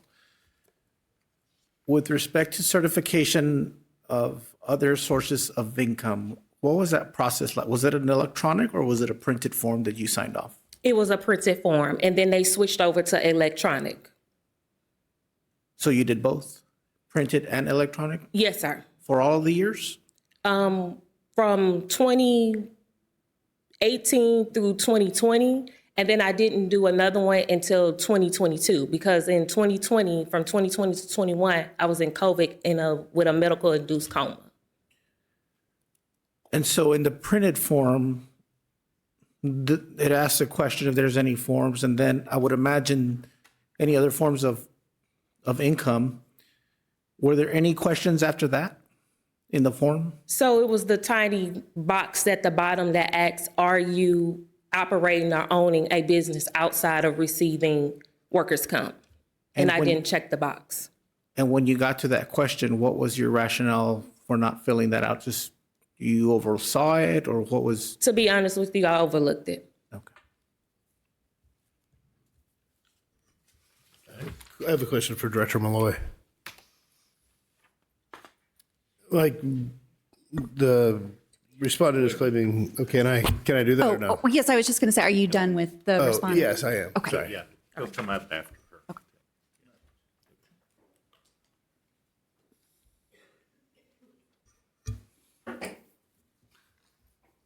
Okay, now. Go to, I'm sorry, so Yeah. no more questions for her, I guess is my first question. Okay, hearing none now. So the claim of the respondent is that the charges levied against her don't fall under the fitness to, or I guess our jurisdiction. I'd like to hear your comment on that. Oh, it's a directly related offense because it's fraud-based. Under our commission rules, 541.1. I don't know the specific, so we probably re-referenced in here, but yeah, it's a directly related offense. And this happened multiple times, I won't mention, so. I mean, that's an oversight on a multiple type of thing, so that's it was why we felt the revocation's appropriate, because, yeah, you make a mistake, but do you make it that many times? I don't think so. Any other questions for Director Malloy? Okay, hearing none. We are going to go into executive session now. Executive session to discuss pending litigation or obtain advice of legal counsel on agenda items pursuant to Texas Government Code 551.071 and personnel matters relating to the performance review of executive director pursuant to Texas Government Code 551.074. It is 1:31, and I think an hour should give us plenty of time to do that, so we'll be back in session at 2:31. Thank you. So I'm going to call the meeting back to order. It is, looks like 2:53. Looks like we may be a little tardy getting back. Apologize for that. Had lots to talk about. But here we are. And I say that. Did I? Oh, yeah. We're all, sorry. Anyway, okay. So we're back from executive session. And so now we're going to be considering agenda item 17. Back to 15. 15 first. Oh, sorry. 15, yeah. Sure. Let me get my script out on that. Yeah, okay. Okay. So we're on 15. Director Malloy.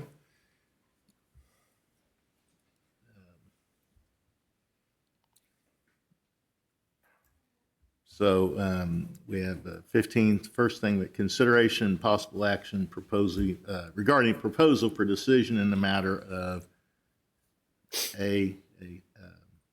SOA docket 329251326 TREC versus Francis Wells.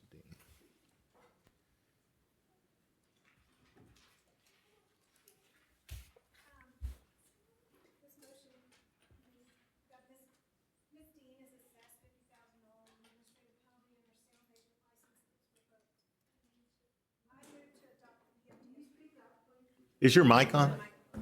Sorry. Okay, Do you want thank me to you. read the whole thing again?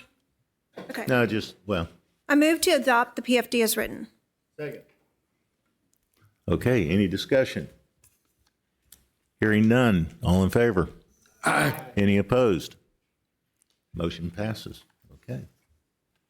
15B, so a docket 329-251545, TREC versus Keon Capers. I move to adopt the PFD as written. Second. Any discussion? Hearing none, all in favor? Aye. Any opposed? Motion passes. Okay, C, so a docket 329-2513831, TREC versus Kendall Ray Hall. I move to adopt the PFD as written. Got a second? Second. Any conversation or discussion, rather? All right, all in favor? Aye. Aye. Great. Any opposed? Motion passes. All right, D, so a docket 32925-21184, TREC versus Abraham Flores. I move to adopt the PFD as written. Second. Any discussion? All in favor? Aye. Any opposed? Motion passes. E, so a docket 329-2514880, Nisha Matthews George versus TREC, or TREC versus, excuse me for butchering that. I move to adopt the PFD as written. Second. Any discussion? Hearing none, all in favor? Aye. Any opposed? Motion passes. Thank you, sir. Thank you.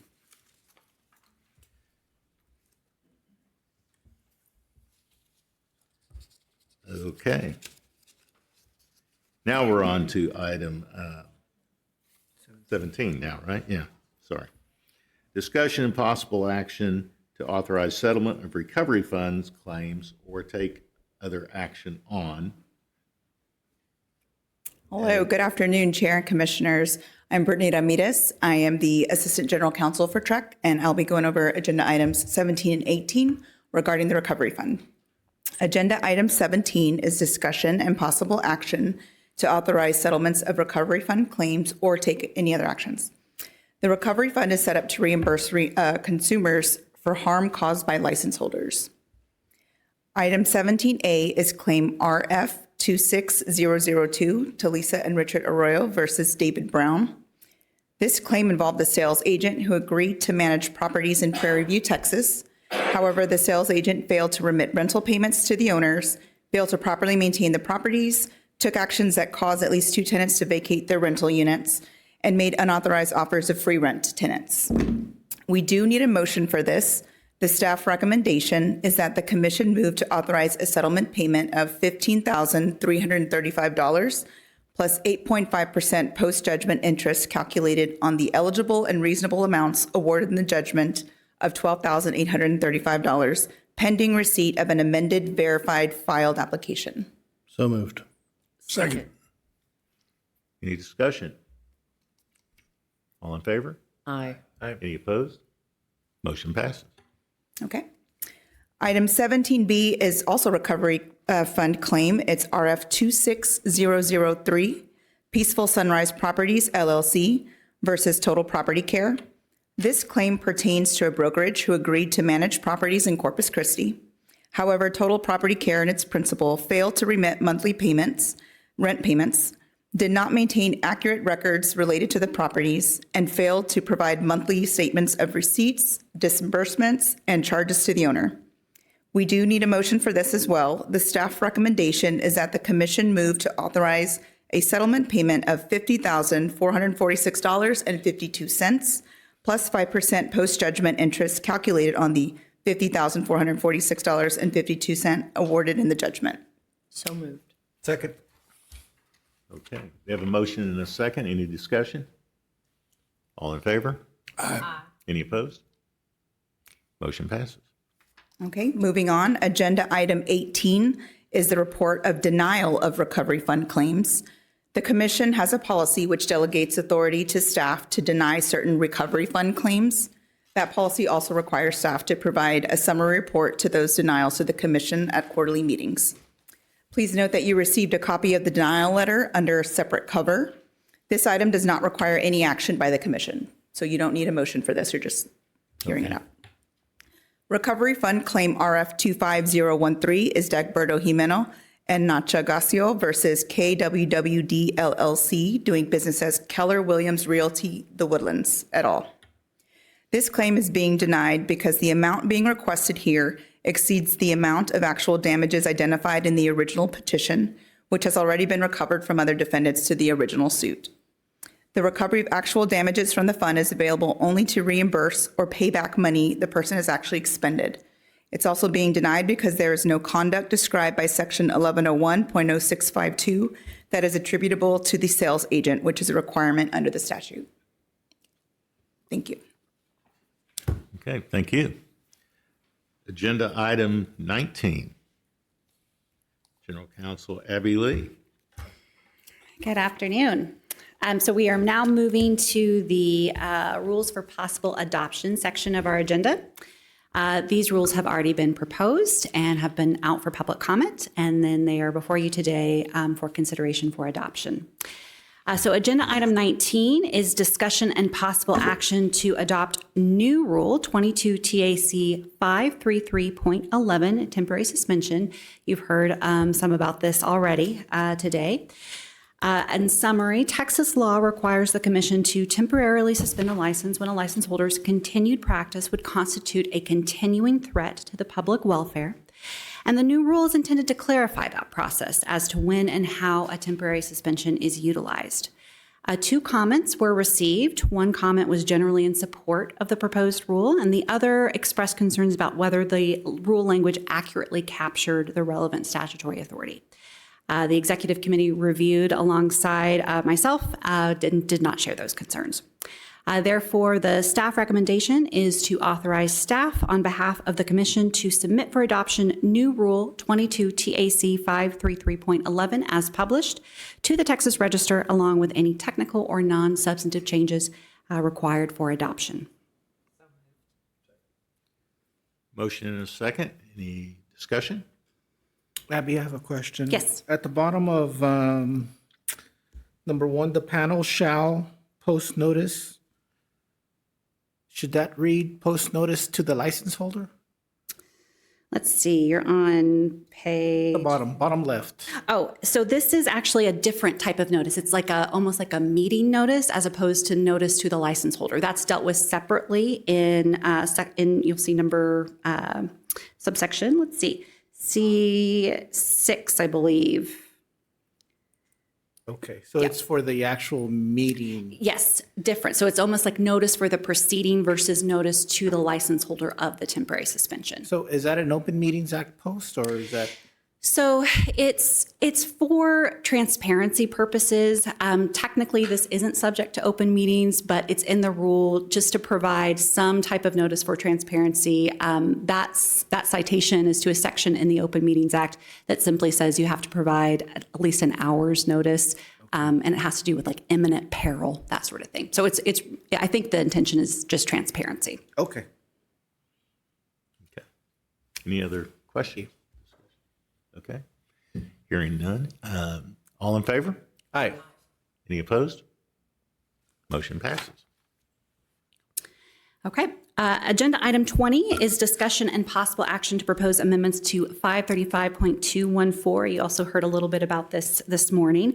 The changes clarify that qualifying education must be completed prior to beginning the Texas practicum, which help ensure that applicants have foundational knowledge that can be applied to the practicum's required inspections. The changes were, of course, recommended by the Texas Real Estate Inspector Committee.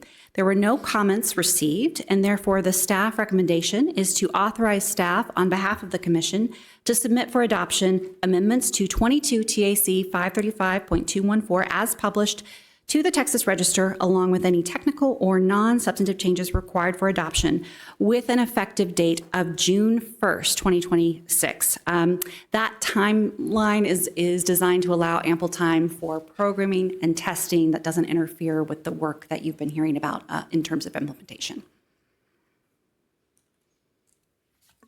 Okay. We have a motion? Second? Any discussion? Hearing none. All in favor? Aye. Aye. Any opposed? All right, motion passes. Okay, so we've already done agenda item 21. That was rules for possible proposal. So I'm moving now to agenda item 22. Discussion and possible action to propose review of 22 TAC Chapter 535 general provisions. So this is, again, what I call spring cleaning. It's a review of agency rules. This is something required by law, but required by the government code to happen every 4 years. We do it now on a rolling basis. So every year you're going to see a chapter up for rule review. The specific statutory site is 2001.039 of the government code. That requires that rules within that particular chapter are reviewed and considered for readoption, revision, or appeal. The review will include whether the reasons for initially adopting these rules continue to exist. Therefore, the staff recommendation is to authorize staff on behalf of the Commission to submit the review of 22 TAC Chapter 535 general provisions as presented, along with any technical or non-substantive changes required for proposal to the Texas Register for publication and public comment. Got a motion? Second? All in favor? Or, Aye. excuse me, well, any discussion? No. All in favor? Aye. Opposed? All right, motion passes. Okay, agenda item 23 is under new business. It is discussion and possible action regarding delegation of license examination development and administrative services contract approval and signature authority to the executive director. This contract would be between the agency and a qualified vendor for the development of license exams and then the administering of those exams. As you are aware, the Commission has an open request for proposal, and the agency is currently working through that process with expectation of awarding a contract with services to begin September 1st, 2026. Pursuant to Texas Government Code Section 2261.254, this delegation would authorize the executive director to have that final approval and signature authority. The staff recommendation is to delegate the final contract approval and signature authority of the license examination development and administrative services contract to the executive director. Second. All right, discussion? All in favor? Aye. Aye. Any opposed? All right, motion passes. Thank you. All right, thank you.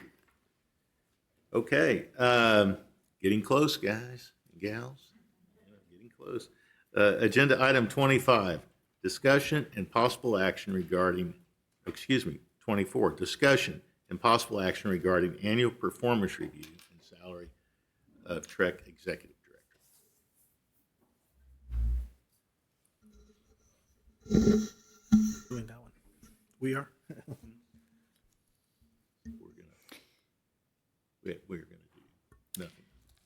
So this is just the portion, the open portion of the meeting for you to make any public comments. That's a public comment. Well, I'll start. Yeah. Since nobody else is.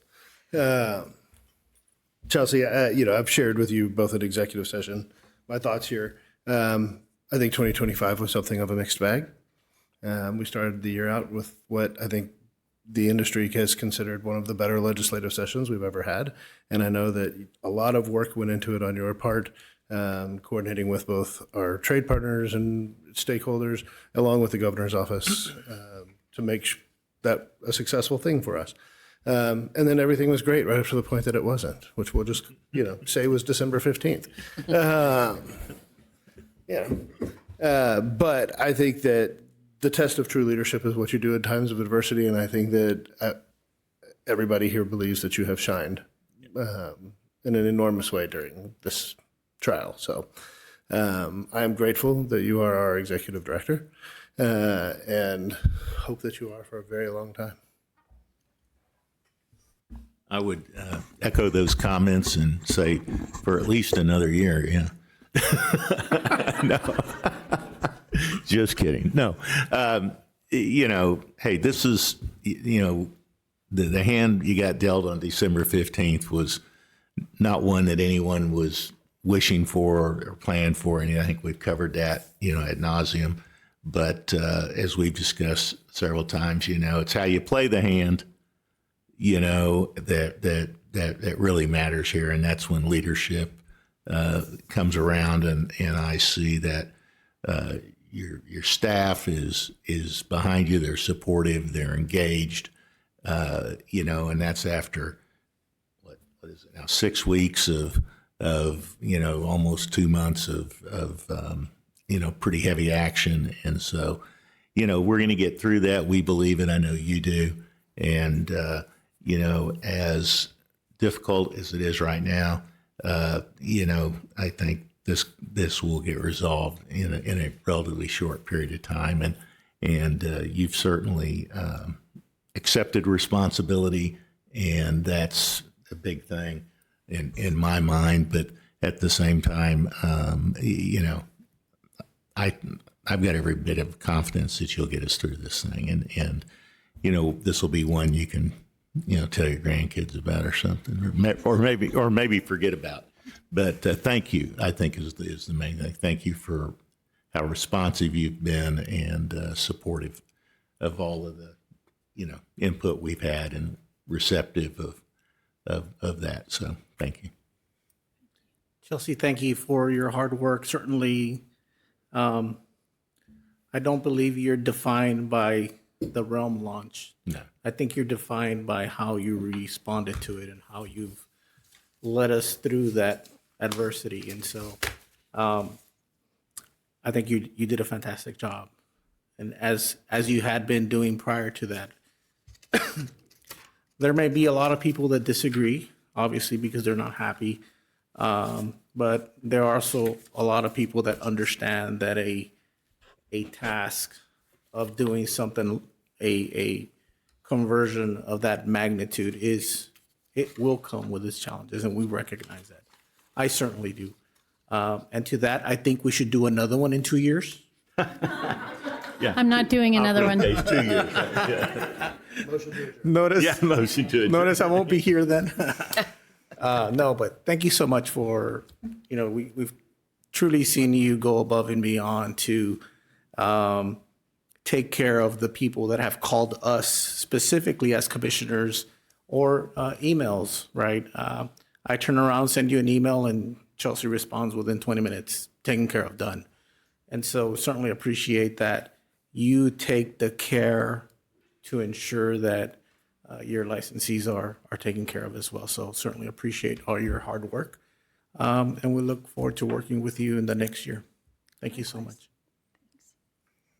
Other comments? Here. Oh, Or of the same. Thank you. Commend you for your leadership and how the staff has responded to you and how we're seeing them respond to you. thank you. That culture means a lot. It does. We have really good people working here, and they have risen to this occasion. So thank you. I mean, your kind words are really for all of us. They make me look good, even in some hard days. So thanks for your support. And we will, let's finish 2026 the way 2025 started, maybe. Have a really strong finish. Good deal. Thank you. Okay, agenda item 25, that would be future agenda items.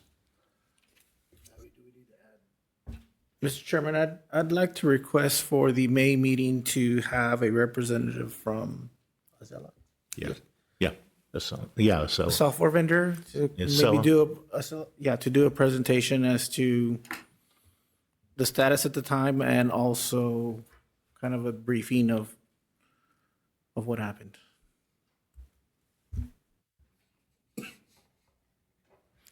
Any other agenda items? And this will be in Houston, right? So Yes, it will. Yeah, May meetings in Houston, that's right. I would also like to add the second half of agenda item 24 back to our agenda in May. Oh, good point. Yeah. Thank you.